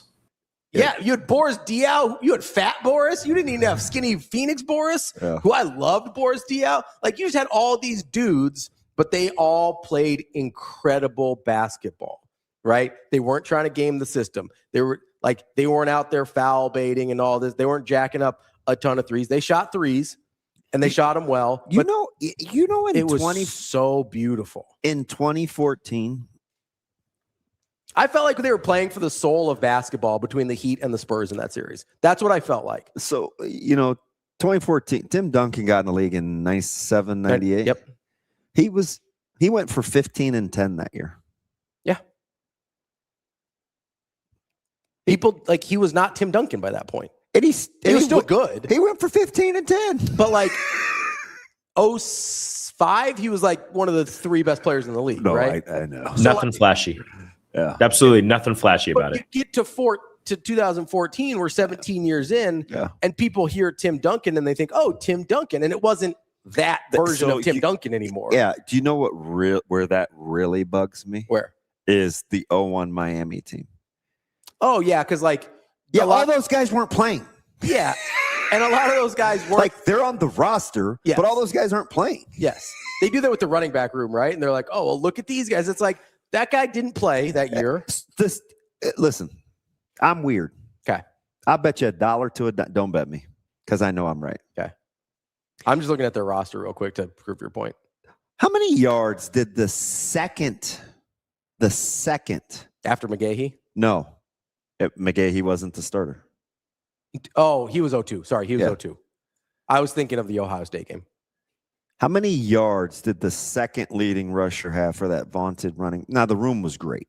Yes, the names are great, but like the guys at where they were at that moment in time. How many yards? We're having a loading issue with the internet here. We'll see if we can do it on my phone. Just take a rough guess. I would guess under 500. Okay. I'd guess 387. So it's 314. Oh, that's pretty good. I didn't have it up yet. See, it's there, but I haven't scrolled down yet. They didn't have who led so maybe 1,300 yards? I think the top three backs had like 1,800 yards. The top four backs in one season at Nebraska had almost 2,600. So Portis had, this is 01. Like, so Portis what are we talking about with, or Portis had 1,200 on the dot. The tight end room or the defensive room. Like Sean Taylor wasn't playing yet. Yeah. You missed Gore. Gore had 562. Was it 5? So it's 562, 314. And then 1,200 on the dot. Yeah, so that's where I came up with I knew it was like 1,800 yards. Yeah. That's I mean, did I think the second year? Yeah, Sean Taylor is literally not on the... LP went for almost 800 yards in 5 games. Yeah. AG rushed for almost 1,100 yards. The second and the third and fourth backs were both over 450 yards. Like they actually played, you know what I mean? Yeah. I don't know. No, it's the getting credit thing by just looking at the roster drives me crazy. Now I'll say, and not to really play devil's advocate here, I do think same way with like OC USC, 07 USC. Sure. Heck of a roster. Those guys weren't playing yet. Right. And like there is value, I think, to having good players on your roster that aren't contributing yet, because I think it does make you better. No, I'm not saying it's not good. I'm just saying. But it's not what we say it is. Yeah. Right. It's not like, oh, you were rolling out McGahee. Like McGahee in 01 wasn't McGahee in 02. Otherwise, McGahee would have been playing in 01. 100%. Right. Like I get Portis is good. McGahee in 02, I would argue, had a better college season. Right. Like there's and I'm certain, and I like Miami. I'm not hating on Miami. No, and you like Miami running backs a lot. They're all in my face. And Frank Gore is not like Frank Gore was never at Miami what he was in the NFL. Yeah, like that's a good stat, Nelson. That'd be like Nebraska doesn't really do this a ton, but like it's sort of the thing with we actually do this the opposite, I think, is like with Correll Buckhalter, where like you saw what he did in Philadelphia, you're like, where was that guy in Nebraska? Because he was better in the league than he was in Nebraska. Now I think he was better at Nebraska than we give him credit for. But I did see Buckhead. This might be disrespectful. He's going to be like, did he ever go for 1,000 here? No. So I was going to say 800. I don't think he I'll look it up. Correll Buckhalter. I just remember the hand wringing between he and Dan. And I was like, and I think I don't want to speak for him certainly, but I think Coach Solich he gravitated towards explosiveness. Like he was fast guys. He never went for 800. 799 and 750. Yeah. He had 799 one year. Oh, but it's weird. But he went for 6-1 a carry. Like he was good. He was really good. I just think Dan was like the home run threat, which is funny because Dan was huge. Oh yeah, he was enormous. Amazing. I think Correll was the better overall back. Me too. But I don't know if it was putting it on the carpet. It was something. Everybody put it on the carpet that year, though. 98, 99. Everybody put it on the carpet. I don't think anybody was as bad as. So was 99 the 49 fumbles? 98, I think was. Or was 01 was on the carpet a ton too. Yeah, I think 08 was, or I think 98 was the one that was the worst. I think that was the high watermark. Kind of like for the my fumbles. 51 unearned runs for the Yankees. You need to give that some sit on that for a second. There's too many. Don't do that anymore. Well, I mean, you can do that if you want. I don't like the Yankees, but it's fine. It's fine. Don't worry about it.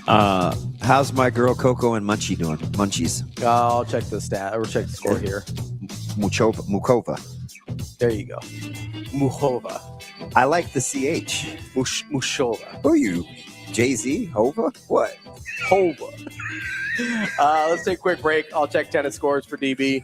We'll be right back with more Hurrdat Sports Tell Live. me I don't like Coco. Rico, if you have another child, name them Brownie. You told me you don't like Coco. You can't put this on me. You're like, man, I don't like when black people are named Brown and stuff. I'm not going to name my kid Brownie. We name him Coco? I'm also not having another kid. El Chocolate. Allegedly. We'll be right back with Brian Edwards, more Hurrdat Sports Live.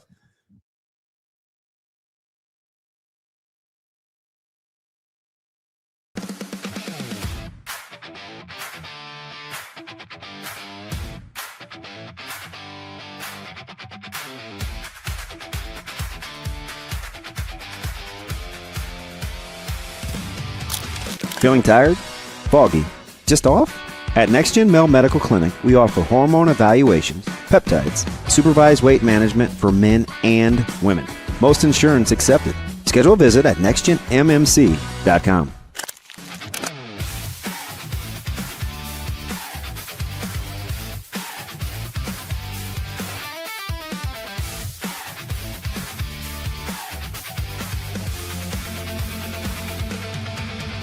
joined a program that was already pretty historic. They had a rich history. You guys really raised the level again.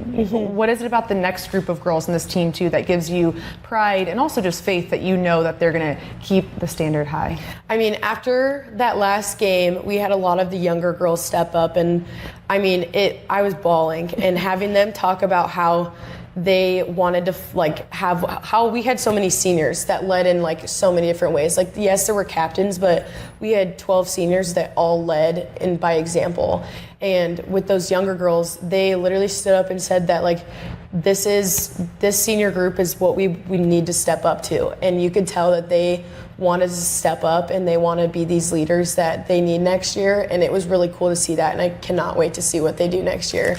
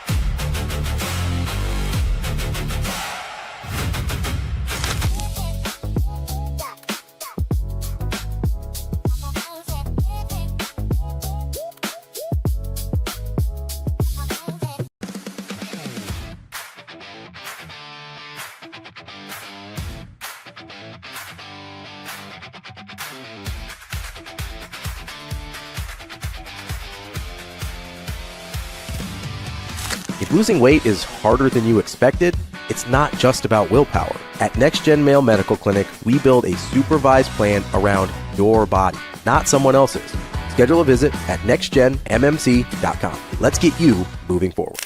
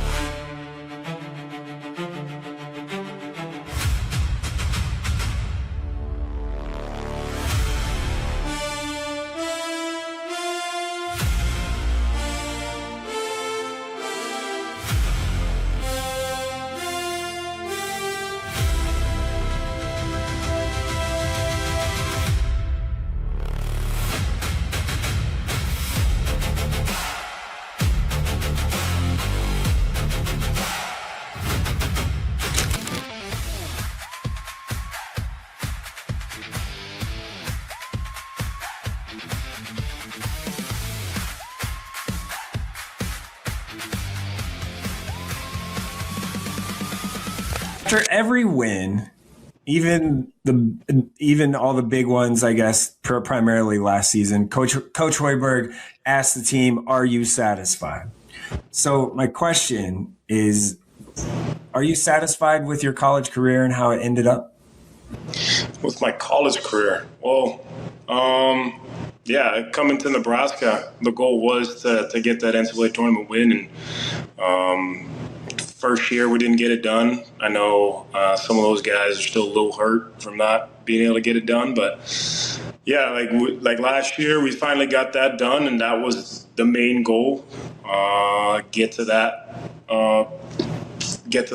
stage for the program. So yeah, overall very happy with my college career and the way we ended that this past season.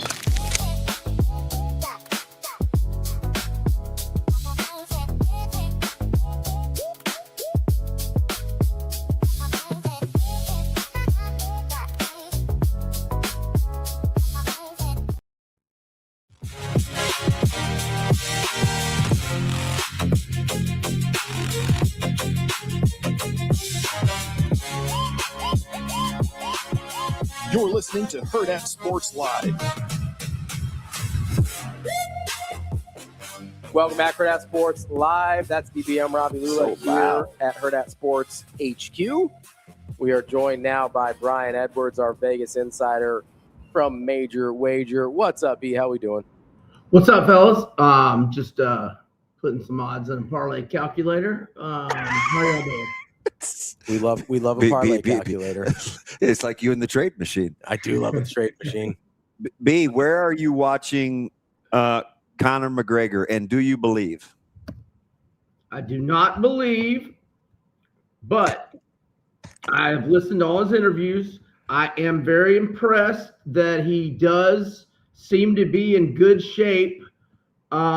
He looks full. Yeah. I'm interested to see how this weight cut, he looks like he's on point, but I could see him being a little short and giving himself they're not going to stop. They're not going to halt the fight if he's 2 or 3 pounds over now, are they? Hell no. No. So I won't be surprised if he comes in a little short on purpose, maybe a little bit. But do y'all want me to fire away with my picks there, or we want to talk football first? No, let's stay right there. Okay. So obviously I'm not in the business of laying minus 225 prices. So right now I'm only doing Holloway, the prop to win by KO, TKO, which is minus 122. And my strategy right now is to do that for 2 units. So that'd be risking 2.44 units to win 2. Now, here's where Conor does have me a believer. I think you kind of hedge just a little bit.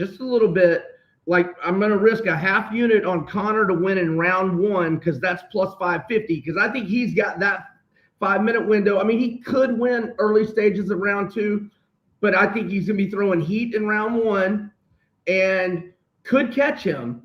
And look, I'm only taking a half unit off of what I think will be a win by KO or TKO with Max.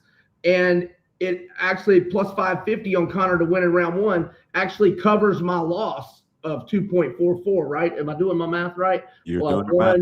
Yeah, I would actually even still profit a little bit if Conor won in round 1. But I would still win 1.5 units on Max. And now, see, I'm also going to put Max in a parlay with Sandhagen. That was the parlay calculator I was doing because I like Sandhagen, and I'm okay to bet him straight at minus 140 against Bautista. Sandhagen's faced much tougher competition. The only guy that's not a UFC champion or former UFC champion that's beaten Sandhagen is Umar Nurmagomedov, and his only loss is to Merab ever. So, and Sandhagen already beat Bautista. So, Sandhagen Max parlay is plus 147 payout. And also, if you want to bet Max straight, I think you wait. I think more the country of Ireland gets to Vegas, the more late money's going to come in on Conor. I think Holloway will be down, maybe even less than minus 200 come fight day and fight night. And then I'm going to also do, and look, I'm always super confident with Terrence McKinney. King Green does give me pause because he has better fight IQ and better cardio. But, man, T-Mac is such a machine in that round 1. He is explosive. I just don't know if King Green can withstand that. And I'm getting plus 185 to take McKinney to a win by KO. Now, if he gets a submission, I'm screwed. But I think he's going to get the KO, and I'm going plus 185 on Terrence McKinney. And that's all that I'm really confident in right now. I'm kind of going back and forth on Whitaker and Krylov. And I was going to ask you about that kind of off. Yeah. Did you look at the Gable Stevenson odds? Yeah, and I didn't find anything like to win in round 1 is still enormous price. B. Minus, Ravi, $2,945. That's the biggest chalk line in UFC history. I read. Yeah, minus 29.45. That's more than Anderson Spider Silva against a late step in by the guy that fought Forrest Griffin that passed away. Stephen Bonner. Almost minus 3,000 in a UFC match. Yeah, crazy. Shoot, you gotta take a flyer for $10 on plus 1145 just for GP. Right? I've never seen it. I thought it was a typo. I waited for it to clear for like a week. Yep. Never Rousey, never Spider Silva, never Amanda Nunes. Nobody's ever been favored this much. Crazy. That's wild. What? So are you a Patty the Batty guy? You want to see him eat more cheeseburgers at the podium, or like? That was the other fight that I'm going back and forth on, because I love Benoit St. Denis stand up against Patty, but Patty doesn't get knocked out. And so when Benoit St. Denis' best shots on standing up don't take him out, is Patty going to eventually get him in the clinch, where I think Patty is stronger?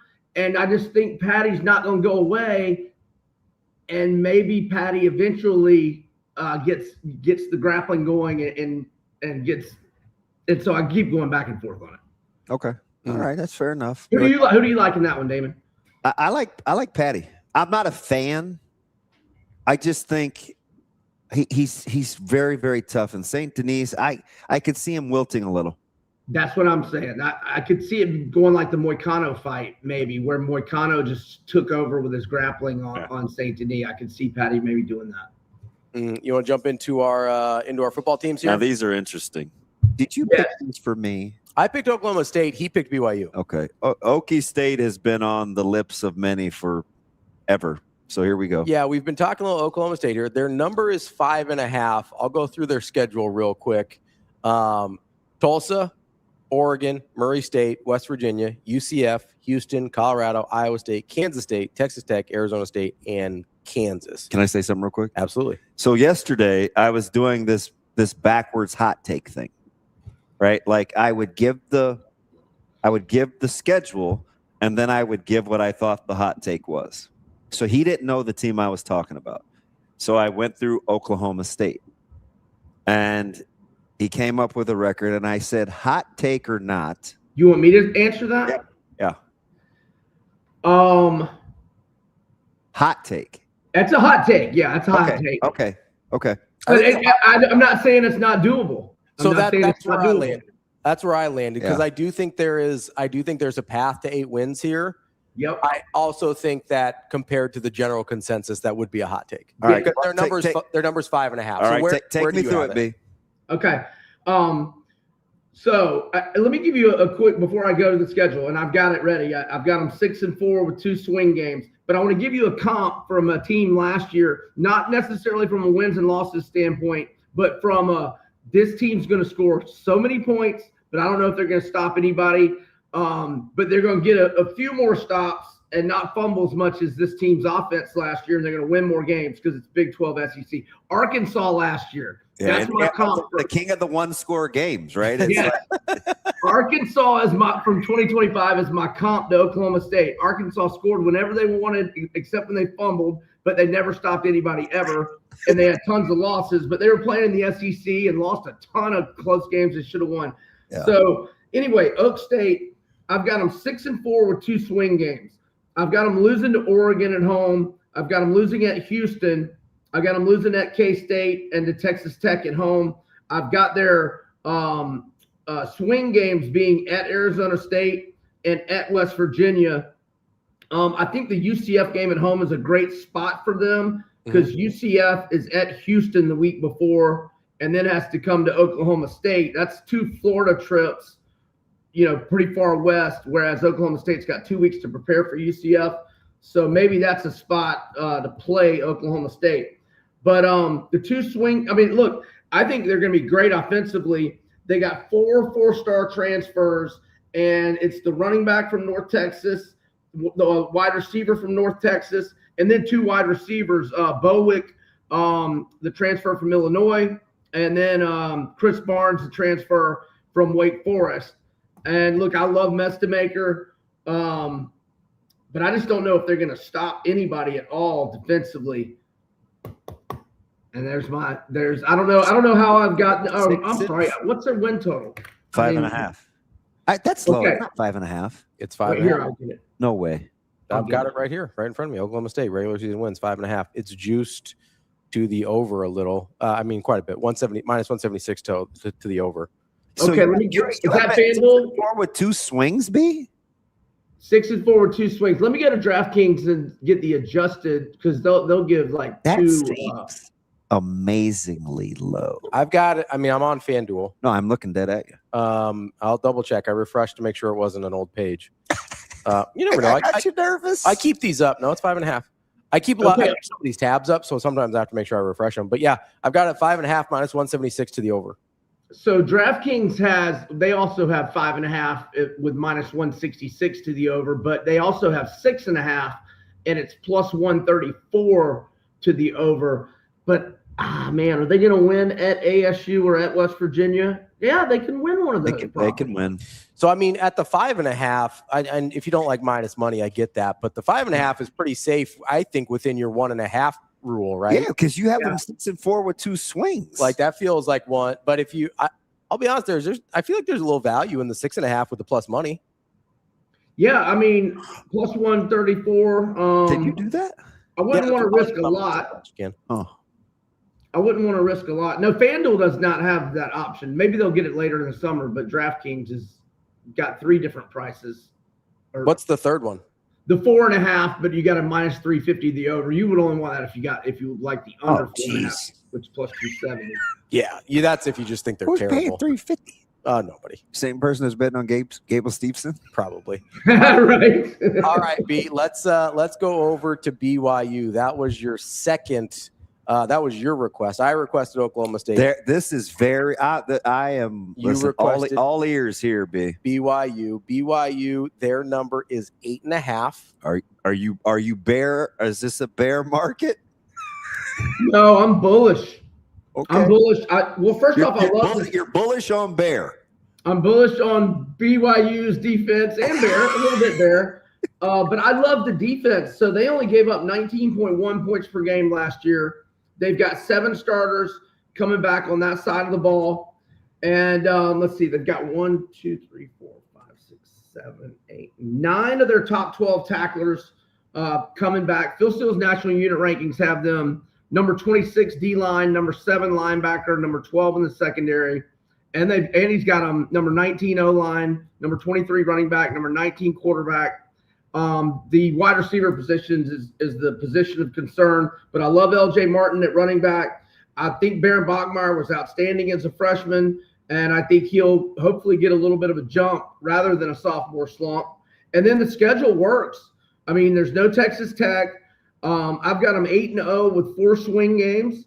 I've got the swing games being at TCU, Notre Dame at home, which they'll probably lose, but DraftKings has got that plus 10.5 games of the year where I would lean BYU catching double digits as Notre Dame goes west and into altitude.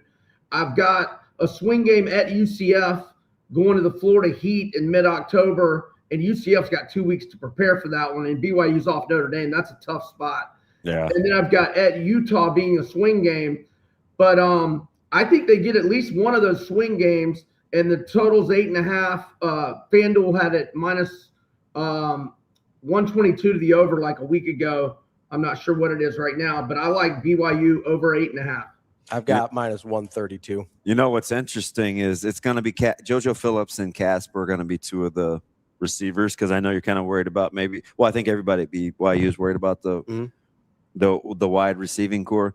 The X factor, and you'll remember this because you won't forget his name, is a guy by the name of Reggie Frischknecht. It's Frish like connect KNECHT. Like Dalton. Yes. Like keep an eye on that guy because yeah. So Casper and I think JoJo Phillips will start. He started his career at Alabama, didn't he? Yeah.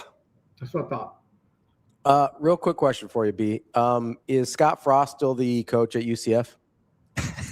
He is. Okay. You so mean they're next year? You mean next year? No, I mean this upcoming year. Here you go. Why? What's going on? Oh, let him get his. Let him. So it's 9-0 with 3 swing games. Wow. I'm right. Okay, BYU. You think Kalani Sitake is going to get out coached by Scott Frost? Because I wouldn't feel great about that. I don't care if they're playing that on the surface of the sun. I don't care how hot it is in Florida in October. Nope. It's fair enough. Right. It's the other receiver that's from Bama. Frischnecht is Weber State. Yeah. And I also read about this true freshman who's not even very high on their recruiting stuff, but apparently had this incredible spring for them. Apparently Sitake told Phil Steele about it because he's got him listed as a starter. Legend Glasgow, wide receiver. Apparently he just had a monster spring, and they love this guy. But it's crazy. He's not even listed in the upper half of the incoming freshmen, not only on Phil Steele's listing of his how he has the freshman rated, but also on his 24/7 Sports. So this guy apparently turned heads in the spring. Legend Glasgow, pretty good name too. You know what helps wide receivers be a lot better? Bear Bachmeier. Having a great offensive line and a great running back. Yes, which they have. Yeah, so like that they have a lot of single coverage. I think you might be okay. Yep. Not having to beat a lot of double teams, right? I just hope Bear can play catch. If he can, that was the thing last year. Or you just got to be a play catch. Yeah. Y'all agree? I think y'all agree with me on this over 8.5 with BYU. I do. Nah. I love Kalani Sitake though, so that. Oh yeah. Those are weirdly. I have no affinity for the state of Utah whatsoever, or dislike. I have no feelings about the state of Utah. But I'm a huge Kyle Whittingham fan before he moved to Michigan, and a huge Kalani Sitake fan.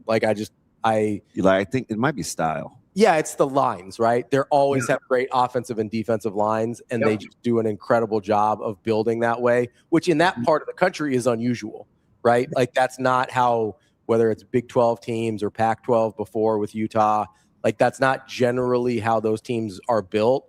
And it was just always funny to me because Utah would just, they'd go around to all these other, Pac-12 schools and then Big 12 schools and just kick people's ass because they could beat them up on the offensive lines.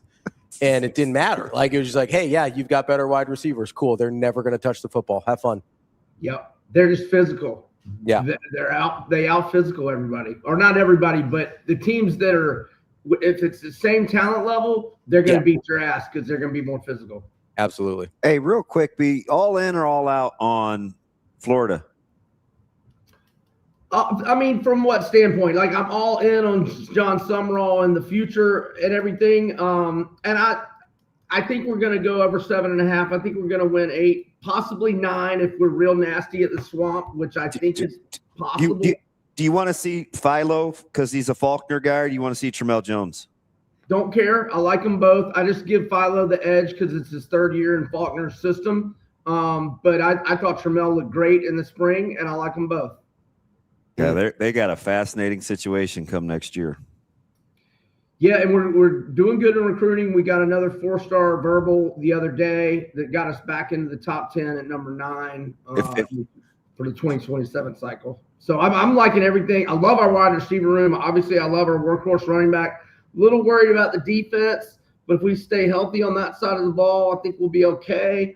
Not to we're not going to win 10 games or anything, but I think we can win 8. And if we can beat Oklahoma and Ole Miss at home, I think we could possibly win 9. And I like us to beat Ole Miss because it's the week after they play LSU at home. And I think they're going to beat LSU in their, the game they're gunning for all year. And it'll be a huge letdown. And hopefully it'll be an afternoon game in the heat. Late September is like late August heat-wise everywhere else in the Swamp.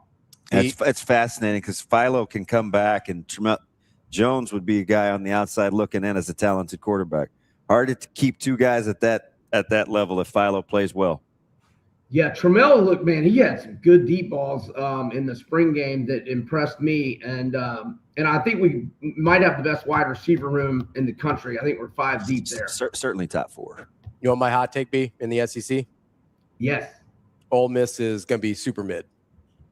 I have that thought when I'm driving down the road every 45 minutes that 7-5. Like I think Yeah. I think schedule's tougher. The schedule's tougher. people have tape on Chambliss, and I think we're wildly underestimating how important Lane Kiffin was. I could see it to not only Chambliss but to that offense and football team in general. Lane Kiffin's a good football coach. Like you can't just. Kewan Lacey's pretty good. That's fine. Yeah, he is. But I had this thought. He's just a safety blanket for the. That's why this for the Kiffin thing worse than that. But like, also, how much easier was Quan Lacey's life because, like, Kiffin's schemes are pretty good. Like, hey, they make life they easier. dinked around at that quarterback spot the first 3-4 weeks? Wait, who? Florida? Missed last year. Yeah, you want to talk about another guy that I was right about? People are like Austin Simmons. I was like, he's literally never played football. Yeah.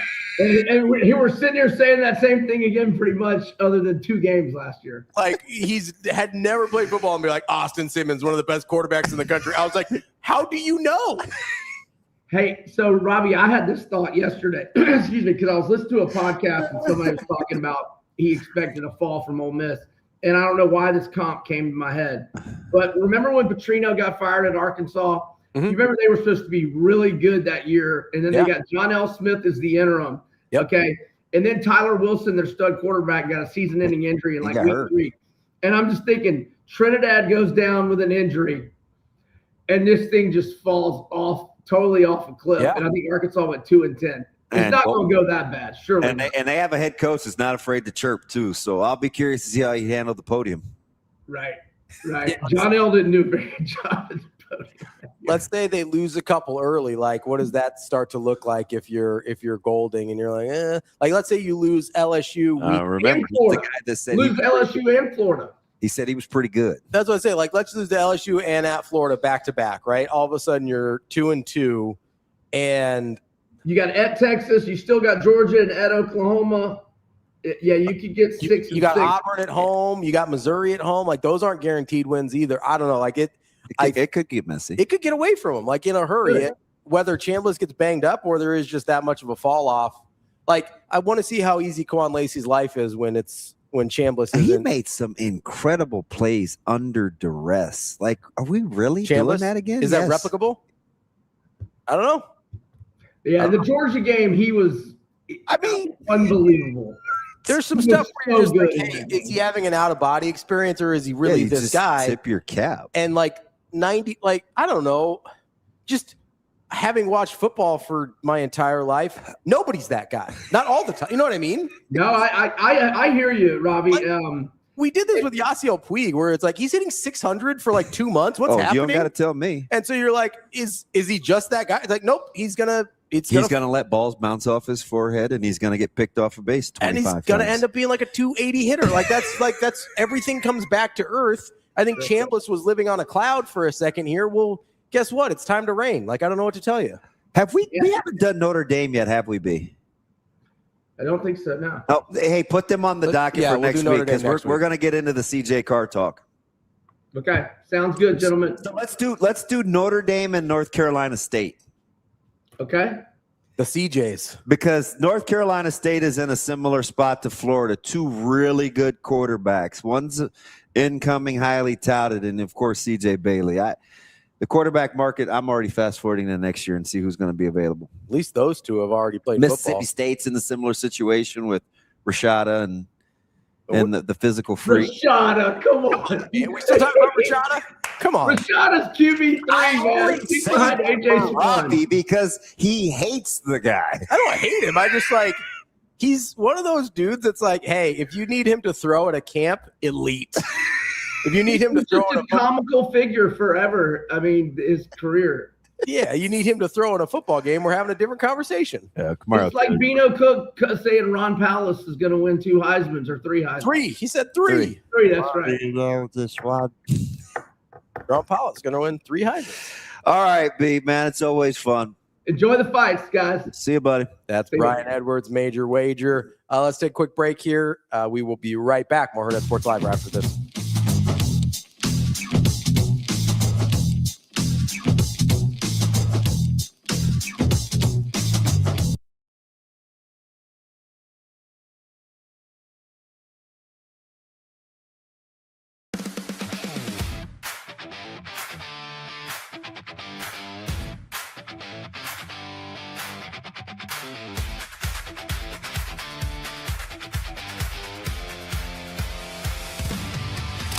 Are you feeling off, low energy, or asleep?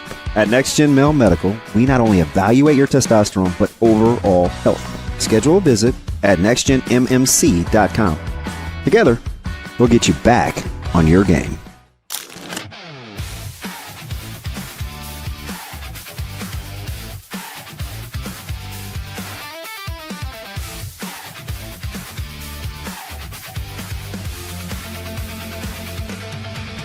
You've stepped foot in Arrowhead before, full of Husker fans, but the next time you do it, it'll be as a pro.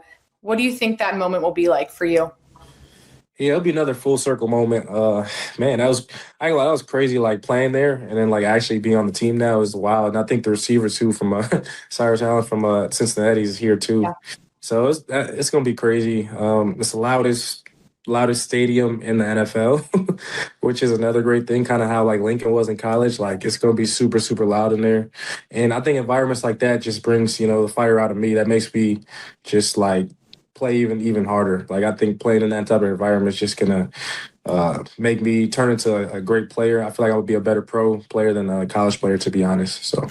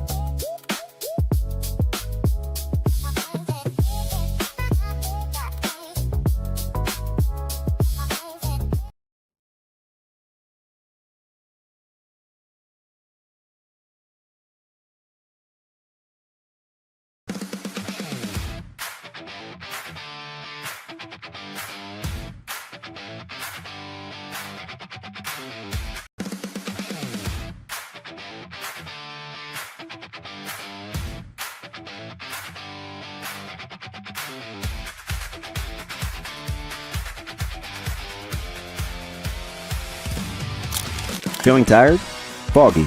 Just off? At NextGen Male Medical Clinic, we offer hormone evaluations, peptides, supervised weight management for men and women. Most insurance accepted. Schedule a visit at nextgenmmc.com.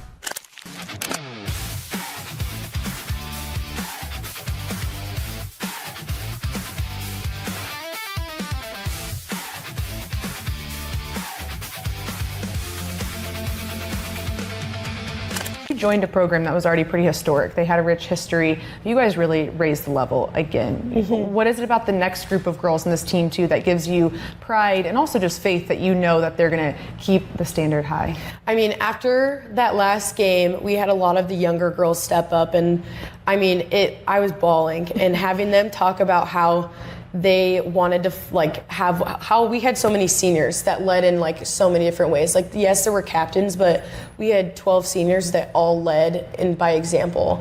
And with those younger girls, they literally stood up and said that this senior group is what we need to step up to. And you could tell that they wanted to step up and they want to be these leaders that they need next year. And it was really cool to see that. And I cannot wait to see what they do next year.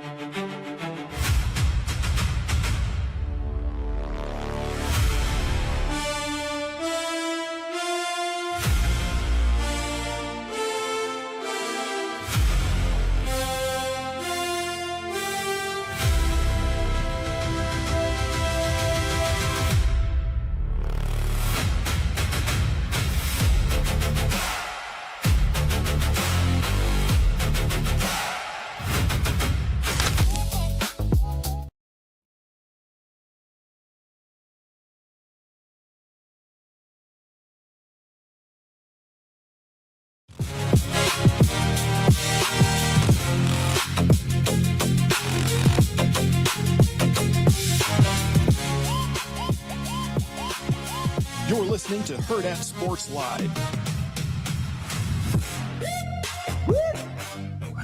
Welcome back, Hurrdat Sports Live, presented by Next Gen Male Medical. That's DB. I'm Ravi Lulla here at Hurrdat Sports HQ. If you want to be able to sing real high like DB, is that the chicken? No, that is don't. Oh gosh, that's pretty good.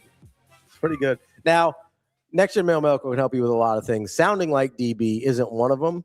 I think that came before our Next Gen. No, nobody wants that. Expenditure or expeditions, but they can help you feel like the best version of yourself. Regardless. I feel like a penguin. Yeah, I don't think it can help you feel like a penguin. I'm not sure. Get your waddle. Although game right. I will say I've noticed since I've lost a little weight, I am colder more often now. I don't think I find myself to be. Why? I think there's less insulation, I'm a little colder more frequently. Like a polar bear? No. Yeah, I know what you mean. He used to use that excuse all the time. I'm little. I used to say, Shane, why are you so cold all the time? Yeah, you'd be all bundled up. I think he's just got bad circulation. No, it's because I'm shredded. Like cheese, maybe. Yeah, okay. Give our friends over at Next Gen a call, 402-614-9700. They can help you feel your best and whatever it is that you're trying to improve on. They can help you out.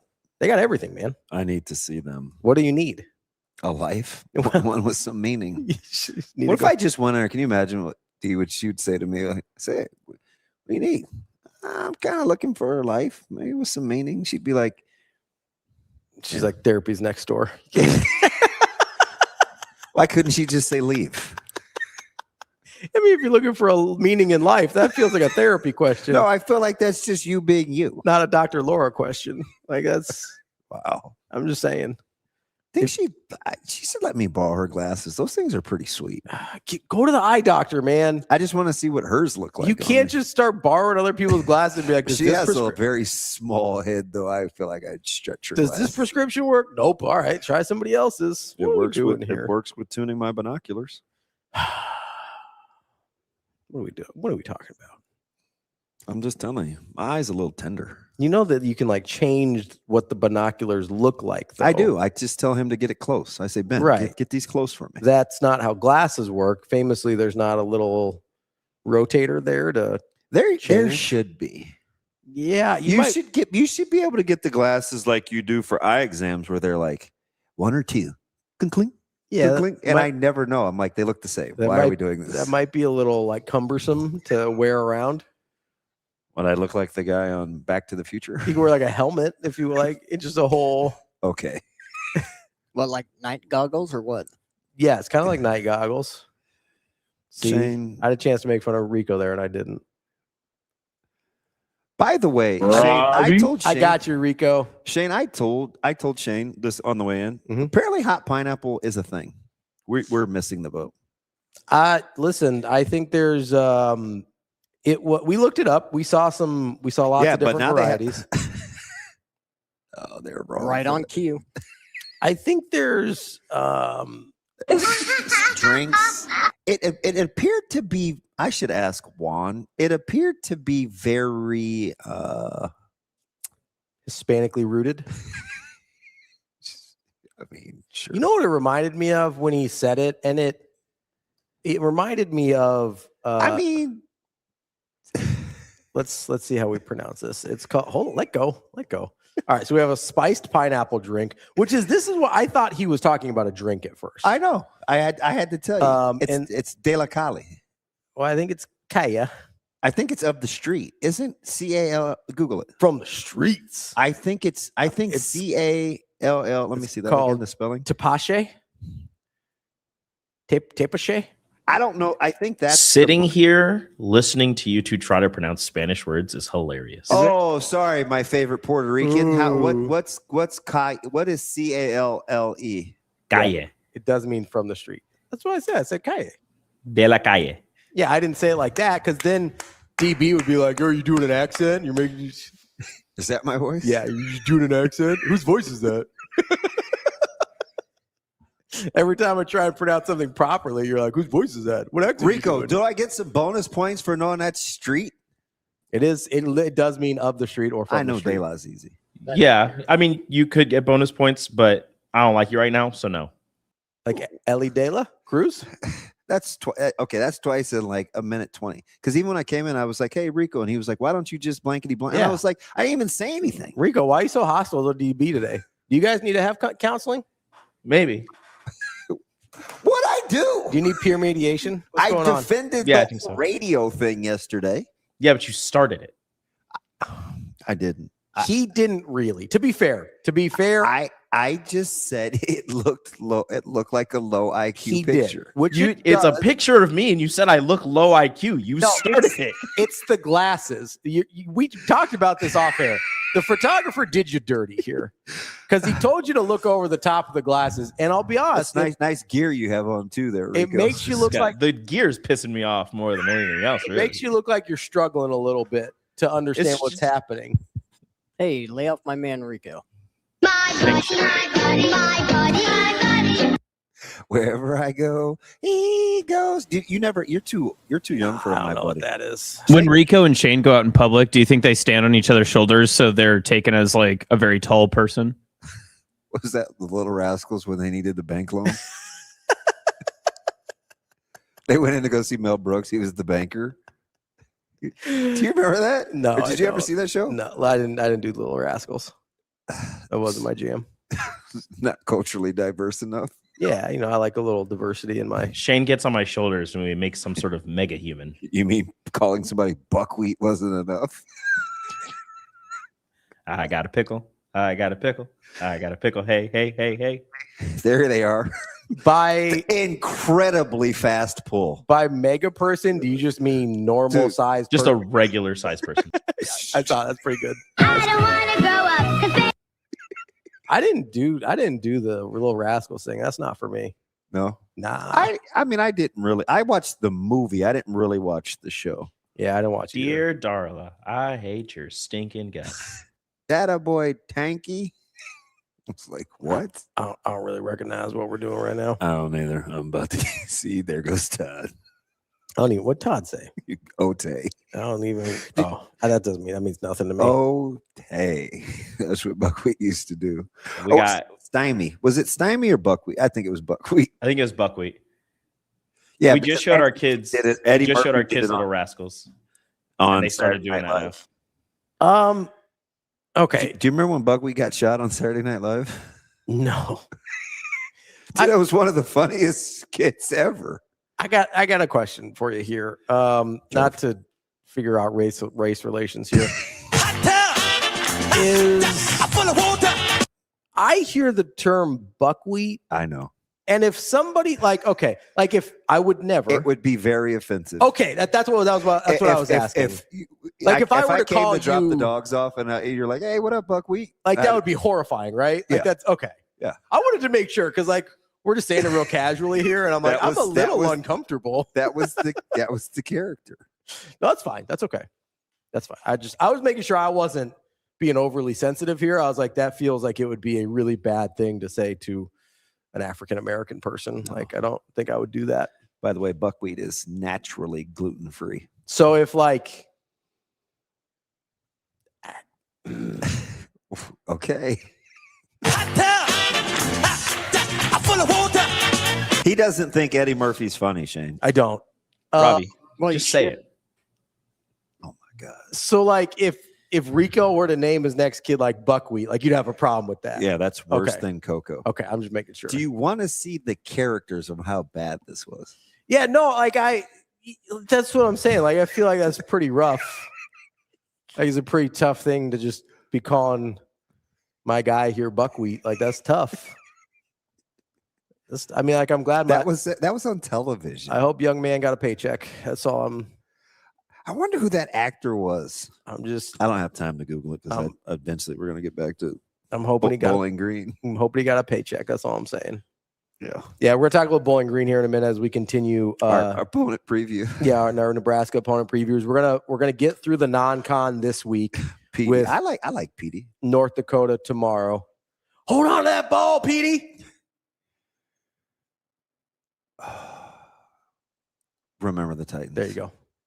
You know what's the funniest thing? So I was I almost. we were talking about this. Me, Rico. What were you gonna say? I you almost didn't get it. Blew it. Yeah. Me, Rico, and Austin were talking about this at Arby's yesterday. I can't believe the three you just go like grab fast food. Yeah, That's why so not? Cute. I like to show my appreciation. It's very nice. I try to be nice. Arby's a good spot. Arby's is great. But we were talking. I don't know. For some reason, Ryan Gosling came up. I think we were talking about Remember the Titans, and then we started talking about Ryan Gosling. And I had seen this interview with him. We were talking about aging well, and I said I watched Project Hail Mary. Love that movie. Never even heard of it. Oh, it's pretty new. It came out last year, I think, or earlier this year. It was a good movie.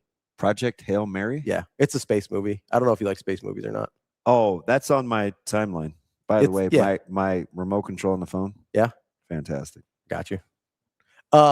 We were talking about Ryan Gosling and how he has become super famous and whatever, and how he wasn't really supposed to be in that much of Remember the Titans, but he just kept standing next to Denzel Washington, so he'd be in more of the movie. Is that a true story? Apparently, yeah. But I had seen this interview with Ryan Gosling where he goes, no matter what I do, how famous I get, how much money my movies make, he goes, no matter where I go, like once a week, he'll have somebody just yell at him on the street, "You're a liability in pass coverage." Interesting. Coach, I can't cover him. He's just too fast. Which I think is terrific. I think it's terrific. No matter how famous Ryan Gosling is, Petey is always the guy we want. Petey! Hold on to that ball, Petey. Hot take. I'm not even going to say because Go it ahead. takes too long to Go ahead. explain. We got time. Go ahead. It's like Jeremiah Smith. Mhm. Great player. Petey? Remember Titans is a little overrated. It's tough. Yeah, look at that liability. It's a little overrated. I can't hang with these guys, Coach. Put Petey in. He's better. You want him to take your spot? This Petey? Oh no. How is he doing this? Why are you the way you are? Hey, Radio Rico, could you explain to the podcast listeners what's going on? Yeah, Austin just photoshopped my signing day, a very important day in my life, when I signed with the University of Nebraska Kearney. Go low. And he photoshopped it and got AI'd it. So now I'm wearing Bowling Green stuff.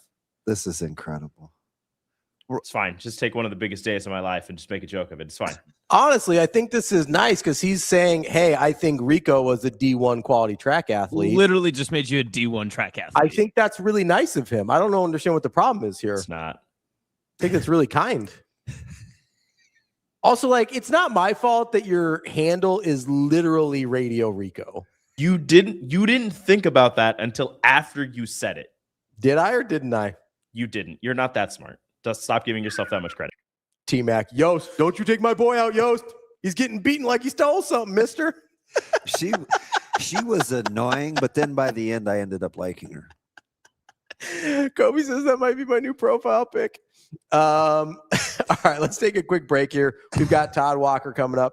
He is the voice of Bowling Green football. We will get into Nebraska's next. I was going to be like, what is going on? Like, who is that guy? I like all the Bowling Green pennants in the background. My face doesn't look the same. Like that doesn't look like me. I know it's who me, doesn't but look it doesn't like look Rico. Like Not that. Just a menace. Honestly, you look better here than with the glasses picture. The photographer did you dirty in the glasses picture. That was tough. It makes your eyes look distorted the way he had you looking over the glasses. Listen, you got a good wife out of it. Free you. Listen, it's fine. Listen, I think they Yes, did. I'm fine. You seem okay. I'm fine. It's fine. We'll take a quick break. We'll be right back. More Hurrdat Sports Live.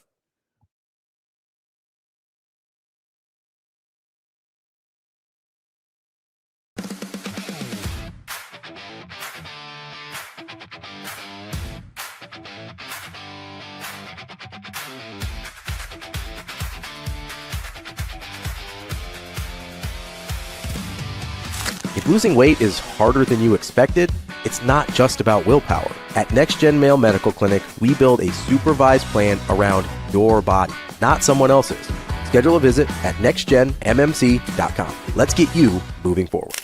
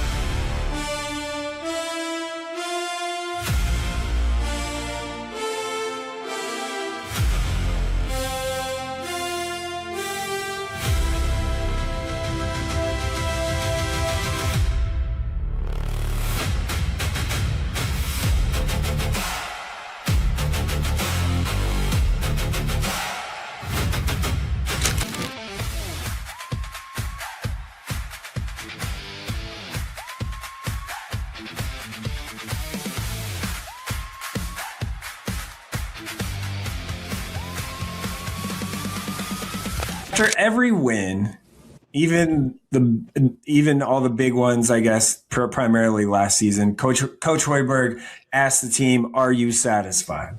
So my question is, are you satisfied with your college career and how it ended up? With my college career, well, yeah, coming to Nebraska, the goal was to get that NCAA tournament win, and first year we didn't get it done. I know some of those guys are still a little hurt from not being able to get it done, but yeah, like last year we finally got that done, and that was the main goal. Get to that stage for the program. So yeah, overall very happy with my college career and the way we ended that this past season.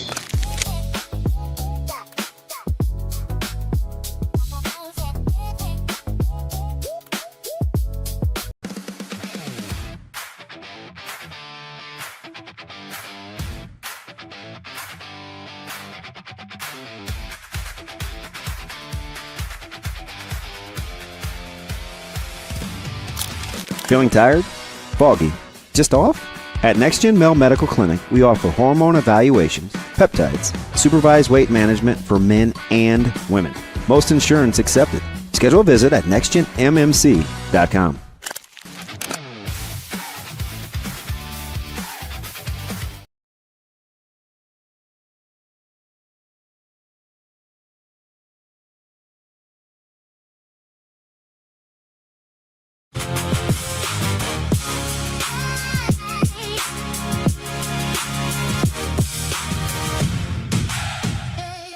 You're listening to Hurrdat Sports Live.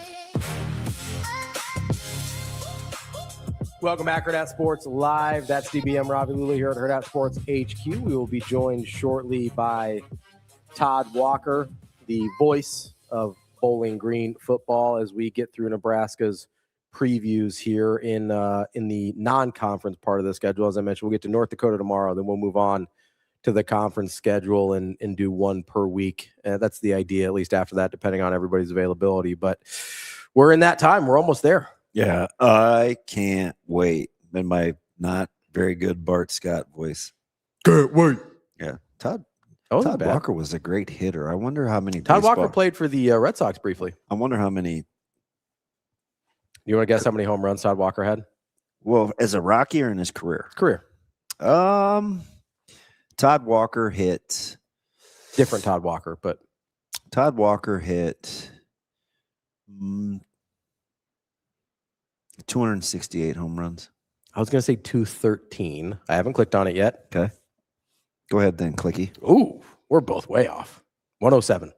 Ooh, punching Judy. He must have had a little, he had a little mid-career lull where he was only hitting a couple. Those steroids must have popped in later. Wow. Allegedly. How about just the elevation level? He was only with the Red Sox for 1 year. Rockies, how long? Rockies was also just 1 year. Really? Yeah, 2000. He was only there for, a year and a half. He got traded there in 2000, was there in 2001. I remember him with Cincinnati and Boston. Those are the ones I remember him with specifically. Cincinnati was the bulk, right? He wasn't anywhere very long. Minnesota is actually his longest tenure when he started. He was there for 3.5 years. He was, or 4.5 years. He was in Colorado for 1.5 years, Cincinnati for 2, Boston for 1, Chicago for 2.5, San Diego for 1, Oakland for 1. So he was true journeyman. What's his career hitting? What's his career average? 289. Oh, not bad for a guy that was always for rent. Yeah, I mean, like for a second baseman, he's got almost an 800 career OPS. Like that's pretty good. That's good for a second baseman. Yeah, I mean, not when you're comparing it to like the Brett Boones of the era, but even then, second baseman, like Brett Boone was an outlier. Like second baseman weren't hitting like that. Right. Like he was a good hitter for a second baseman. Interesting. Well, Todd Walker, different Todd Walker, but he said interesting. Shane, how quickly did you find Todd? Real quick. Yeah. I found him yesterday, so was in constant email conversation with him. So I'm just waiting for him to, hopefully join us here. That's okay. He might be busy. He's on our hot take He's on our hot take list of finding college football things that. Did you come up with any? With what? Hot takes. I'm still thinking. Are you? I'm still thinking. I mean, Ole Miss is one of them. I actually kind of like that. I think Ole Miss is going to be pretty mid. That schedule is pretty. It's a brutal. tough schedule, and there's a lot of variables there that we're just not talking about. Hey, do you still have that FanDuel page open? Yeah. What's Northwestern season win total? Ooh, it's low. Look at their schedule. Can you give me their schedule while I get their win total? Do you have it up or no? I don't have their schedule up. All right, let me find it. I just know. So their 5.5 is their number, which is higher than I thought. That's high. Michigan State's, I think, is the low one because I was. Well, they go to Michigan State, so that might be the swing game. So Northwestern goes South Dakota State. Tough game. Which very easily could be a loss. Colorado, which I would call a coin flip. Indiana's a loss. Penn State's a loss. Right. I mean, Ball State, we'll call that a win. That's a win. Michigan State's coin flip. Rutgers coin flip. Is Rutgers in Piscataway? Yeah. No, it's at home. Okay. Rutgers does have one of the best receivers in the country that no one talks about. Oregon's a loss. Iowa's a loss. Ohio State's a loss. Minnesota's a loss. Illinois is probably a coin flip or a loss. There's only one game on that schedule that's that's a win. It's Ball State. How many conference wins? I'm at 0 with 3 coin flips. The coin flips were Michigan State, Rutgers, and I'll call Illinois a coin flip because it's at home. And I don't know what I don't think at first blush, I don't think that's mattered. Probably not. Thank you, AJ. It's in state. It's very little travel, and Northwestern has very little of a home field advantage. Hey, have you not seen the new facility? Wash your mouth out, young man. They're not in it this year yet, are they? Aren't they on the lake one more year? Yeah. Yeah, so they'll be okay. I think playing on a 10,000 person soccer stadium probably isn't going to Ravi, how much 335,000 seat stadium they got? How much celebrating will you do, Ravi, if Northwestern beats Colorado? Are you off the Deion hate? He's been bad. I was right. Did you hear his answer yesterday on who he brought to why he brought his guys to Big 12 Media Days? It took roughly. I may still have it. It took him a little while to answer, and then I think he ultimately landed on because the guys in the locker room think they're the guys. I know my phone volume is up because I'm trying to figure out what is exactly Deion's line. I'm not kidding you. I kind of just I don't know. I'm just sort of over it. It's the hype is over. Here, I'll send it. I'm sending it to the guys. The hype is over. They were bad last year. They've been bad 2 out of his 3 years. I don't, I'm just kind of over it. I don't see a reason to invest any sort of emotional, like Nebraska's not playing them. They're not very good. You only have so much bandwidth for your negative energy. Well, positive and negative energy. There's energy is not a, it's not like a never ending resource here for me. It's even when I have my Kansas State TCU co-branded Monster Energy drinks, brought to you by the Big 12. They may break you off 20 cents for that. Well, I know, I would push it harder if I knew they were handing out bigger brand deals, but push it. Apparently, push it real good. Apparently, an entire conference is only getting $1.25 million per team, so they're probably only scratching me off the free monsters that I got at the College World Series. That probably wouldn't even cover meals. No, probably not. I mean, it's certainly that's one travel game, maybe one road game, right? Maybe somewhere in that neighborhood. So it's like a long road trip. Yeah. Between hotels and food and actual travel, we're talking about one road trip basically. You have to put their name on your entire conference, on your field, and on your football and both basketball teams' jerseys, and you paid for one football road trip. Congrats. This is why I asked the question of Mark about the brands within the conference, and he kind of took it more to mean this year. Because Texas Tech isn't a brand that people care about.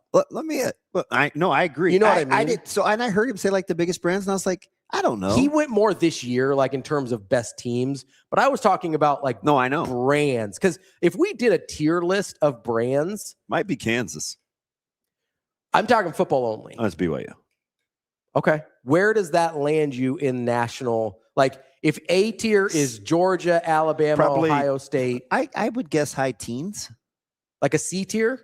BYU's like a C tier football team. High teens in terms of brand, not success, not recent success. Yeah, that's probably true.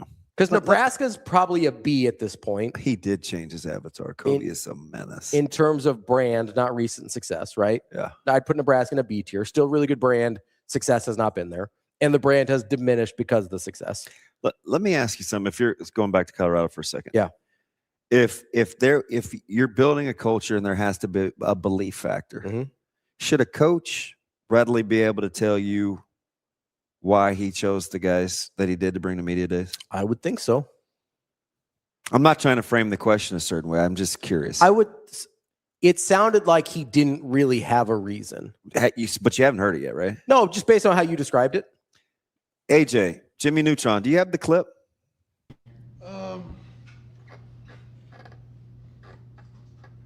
Darn it, I can't say. I can't really tell you. I'm trying to sugarcoat it for you.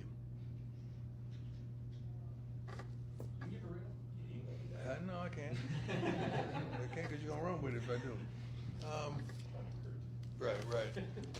Let's just say most of the guys that are here are the guys that their teammates would say, they're that guy.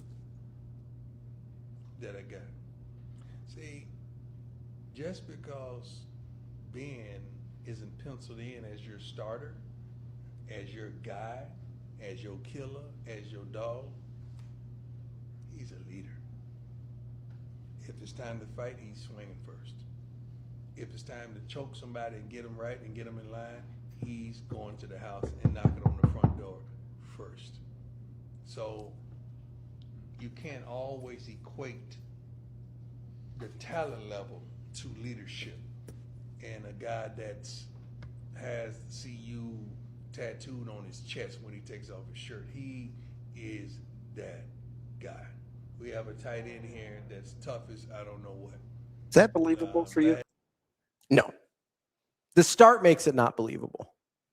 Also, you could see the awkward pause, right? Also, can I just, and I know I have a pre-existing opinion framework of what I think Dion is. Yeah. And I think he's full of it. He does. He's full of it. Like, he's a lot of bluster and like often not a lot of substance. What are you, 70? I'm trying not to swear. Bluster? I'm trying not to swear. Bolster. What is bolster? Did you say bluster? I did. He has a lot of bluster? Yeah, not a lot of substance to go behind. No, I'm well aware. I'm just, I'm trying to, expand the vocab, And 70 might be low. But he's a guy that will just say things that either aren't true or they're just sort of empty words and stuff like that. So when he says, and this is a stupid thing, but it's the first thing I noticed. When look at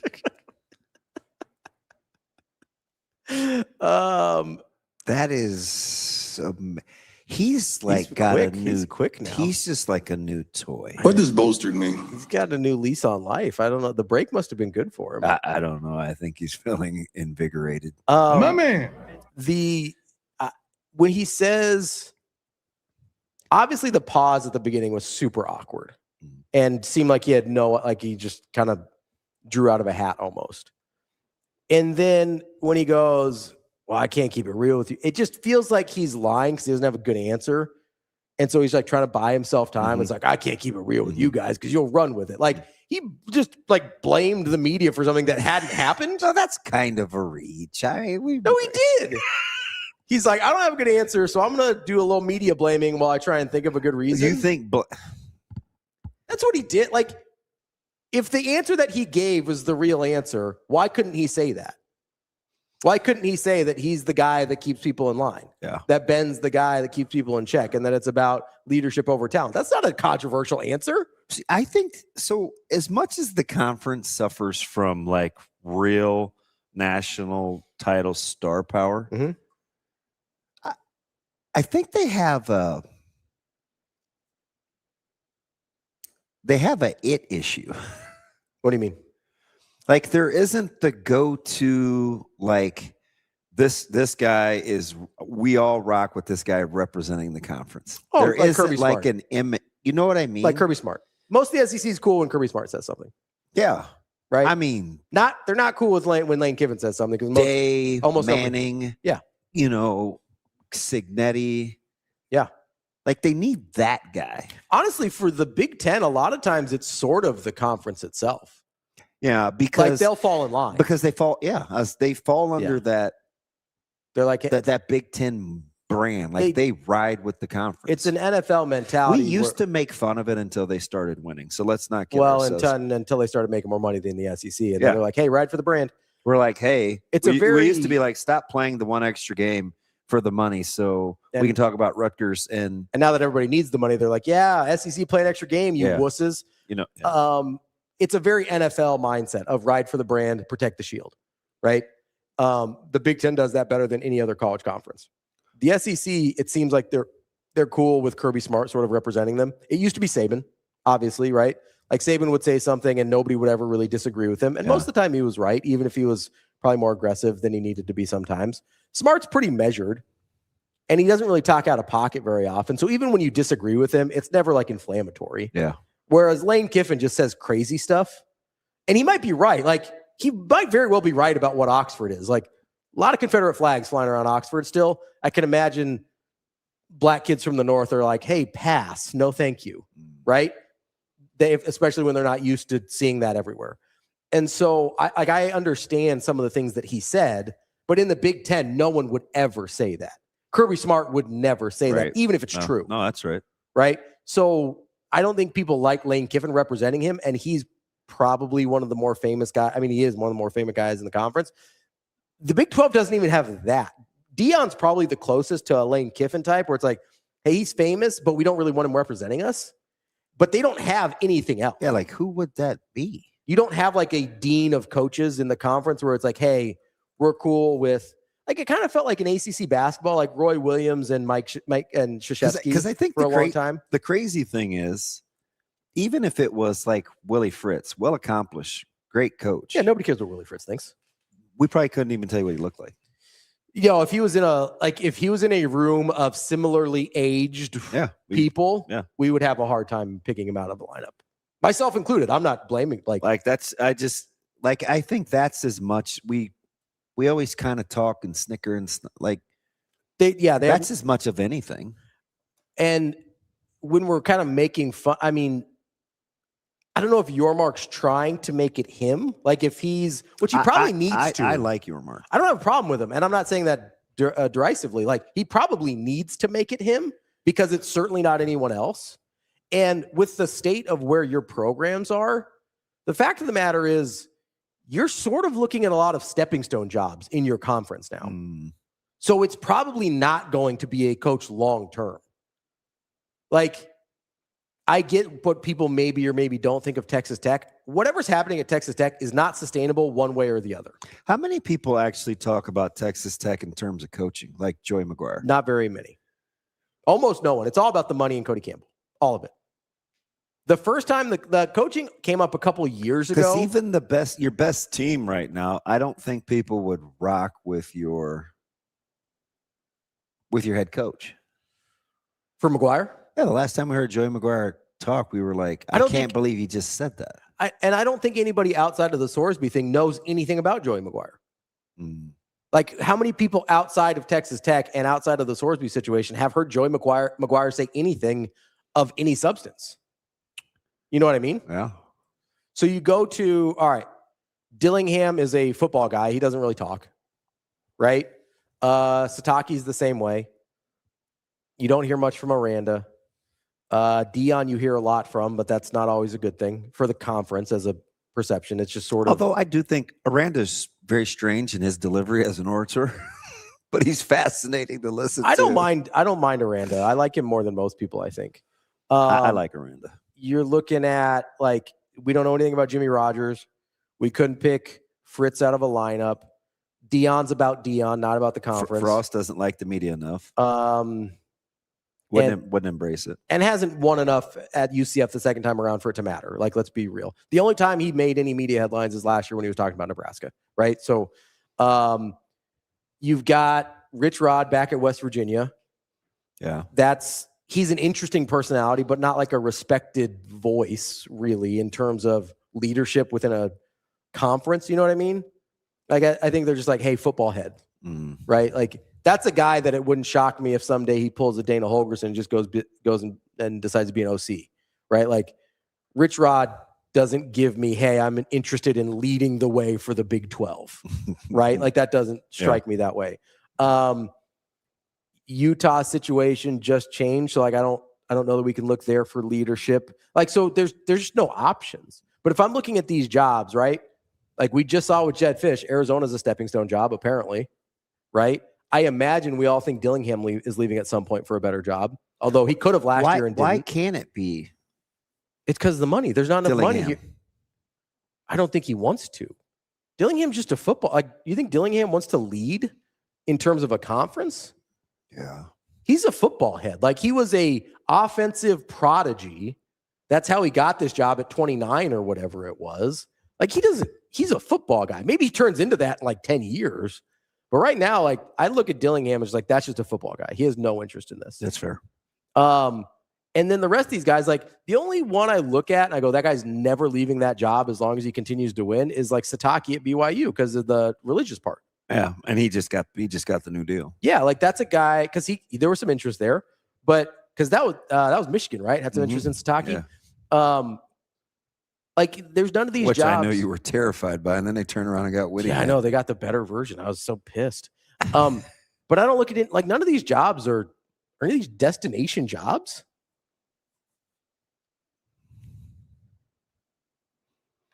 And I'll take BYU out of it again because of the religious aspect. They tend to hire within their faith, not, right? Probably not. So it's hard to have a spokesperson from the conference be a head coach when you're waiting for those guys to leave. What about just the consistency of the message, though? Don't the Big Ten coaches sound like the Big Ten commissioner? I think it's different when you're like what Mark said, when you're chasing. And not necessarily like just a lot of the common language. Yeah. Because a lot of those guys that are tenured in the Big Ten have been around for a longer long time than Petiti. I think a lot of it has to do with the level of success the conference has brought them financially. When you see something, it's easier to fall in. It's easier to toe the company line when it's working, right?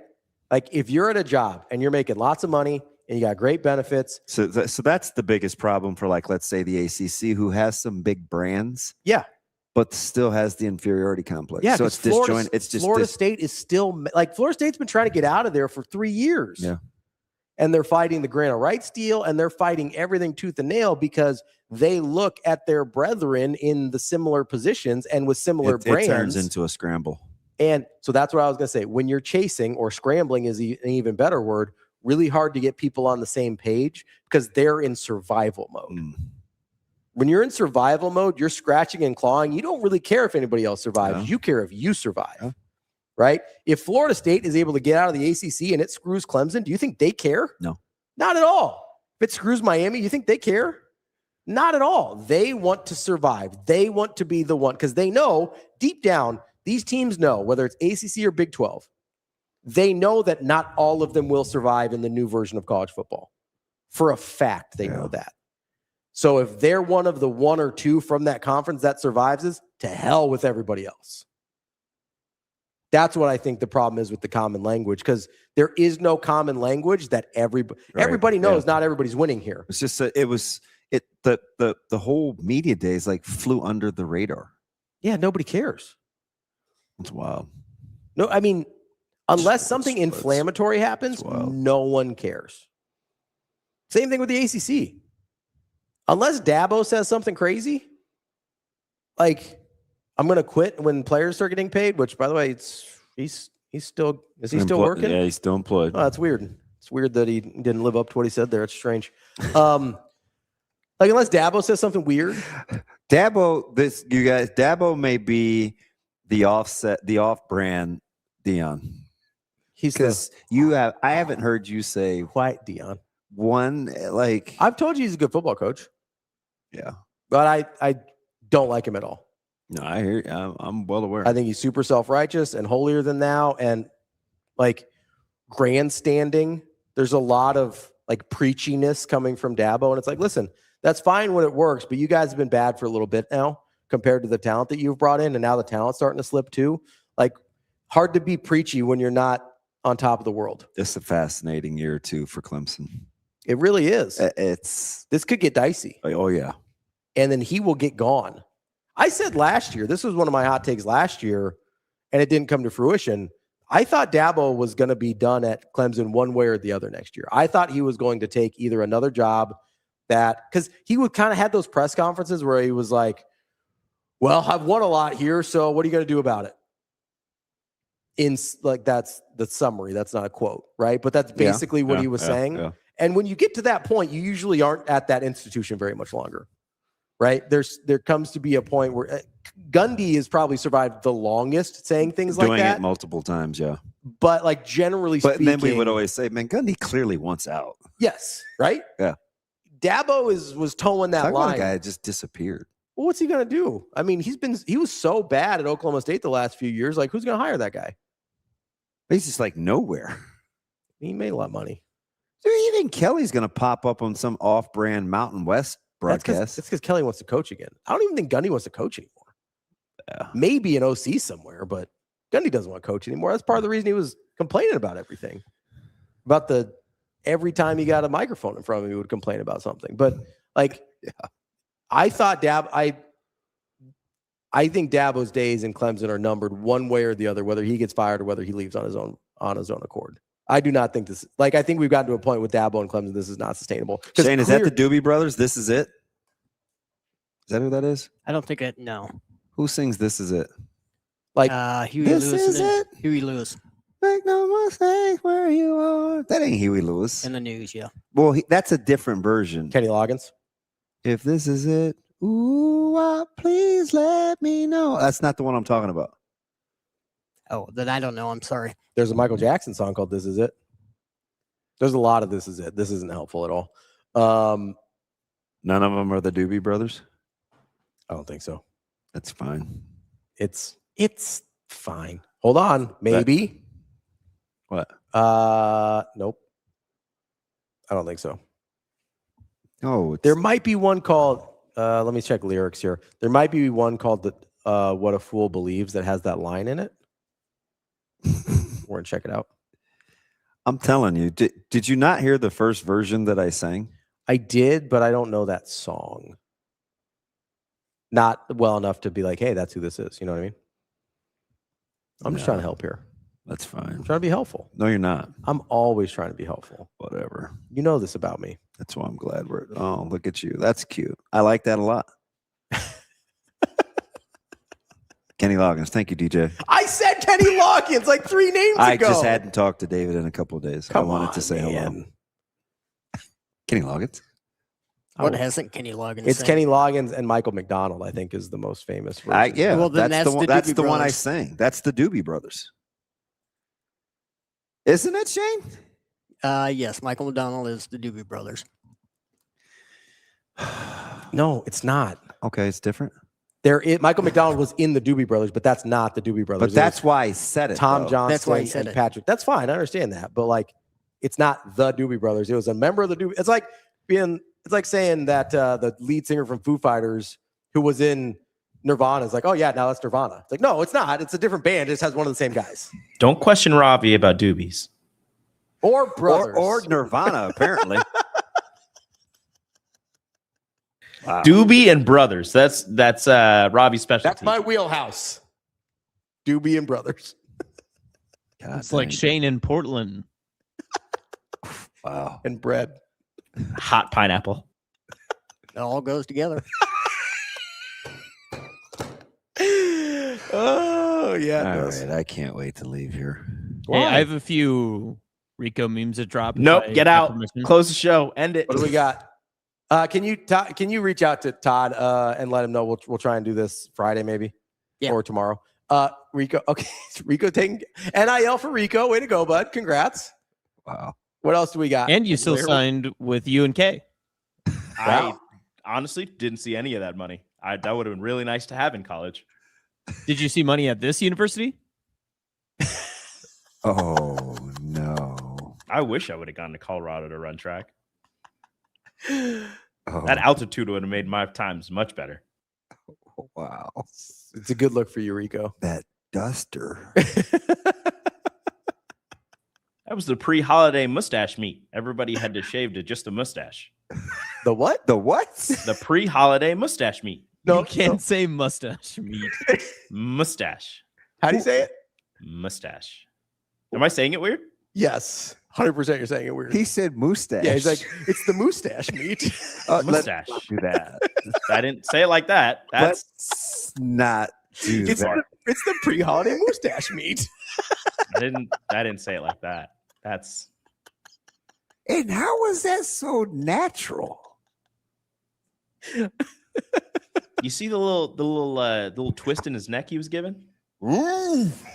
Hey, You all right? I mean, come on. wow, that was Sound like you got something caught in your throat there. unbelievable. What was it again? The what? The pre-holiday mustache meet. Okay. You're toning it down now. The first couple were pretty aggressive. That's about as bad as It was a fun time, but now you've ruined it. Oh, Did you guys boy. go eat hamburgers after? Nope.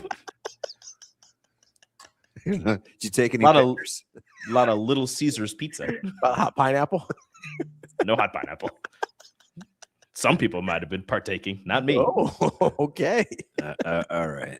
All right, that's the show for today. Wow. That's DB. I'm Ravi. Lulla. We'll be back tomorrow. It's Friday. Tomorrow's Friday. I can't believe it. Isn't that great? It's crazy. Well, it was a short week. I know. We're back, folks, as you can tell, with Rico running for Colorado. Congrats on the D1 scholarship, Rico. Proud of you. You're my boy, Rico. I wish I had a D1 scholarship. That would have been sick. Look at you. Is that chest hair real? Oh, Adabo took an L in that one. Why is he wearing shoes? Listen, I'm not mad about that at all. I look great. And a belt. Why is he posing like that? He's He chilling. just woke up. He Whoa, took an L. What's going on? We'll be back tomorrow. I'm Hurrdat Sports Live.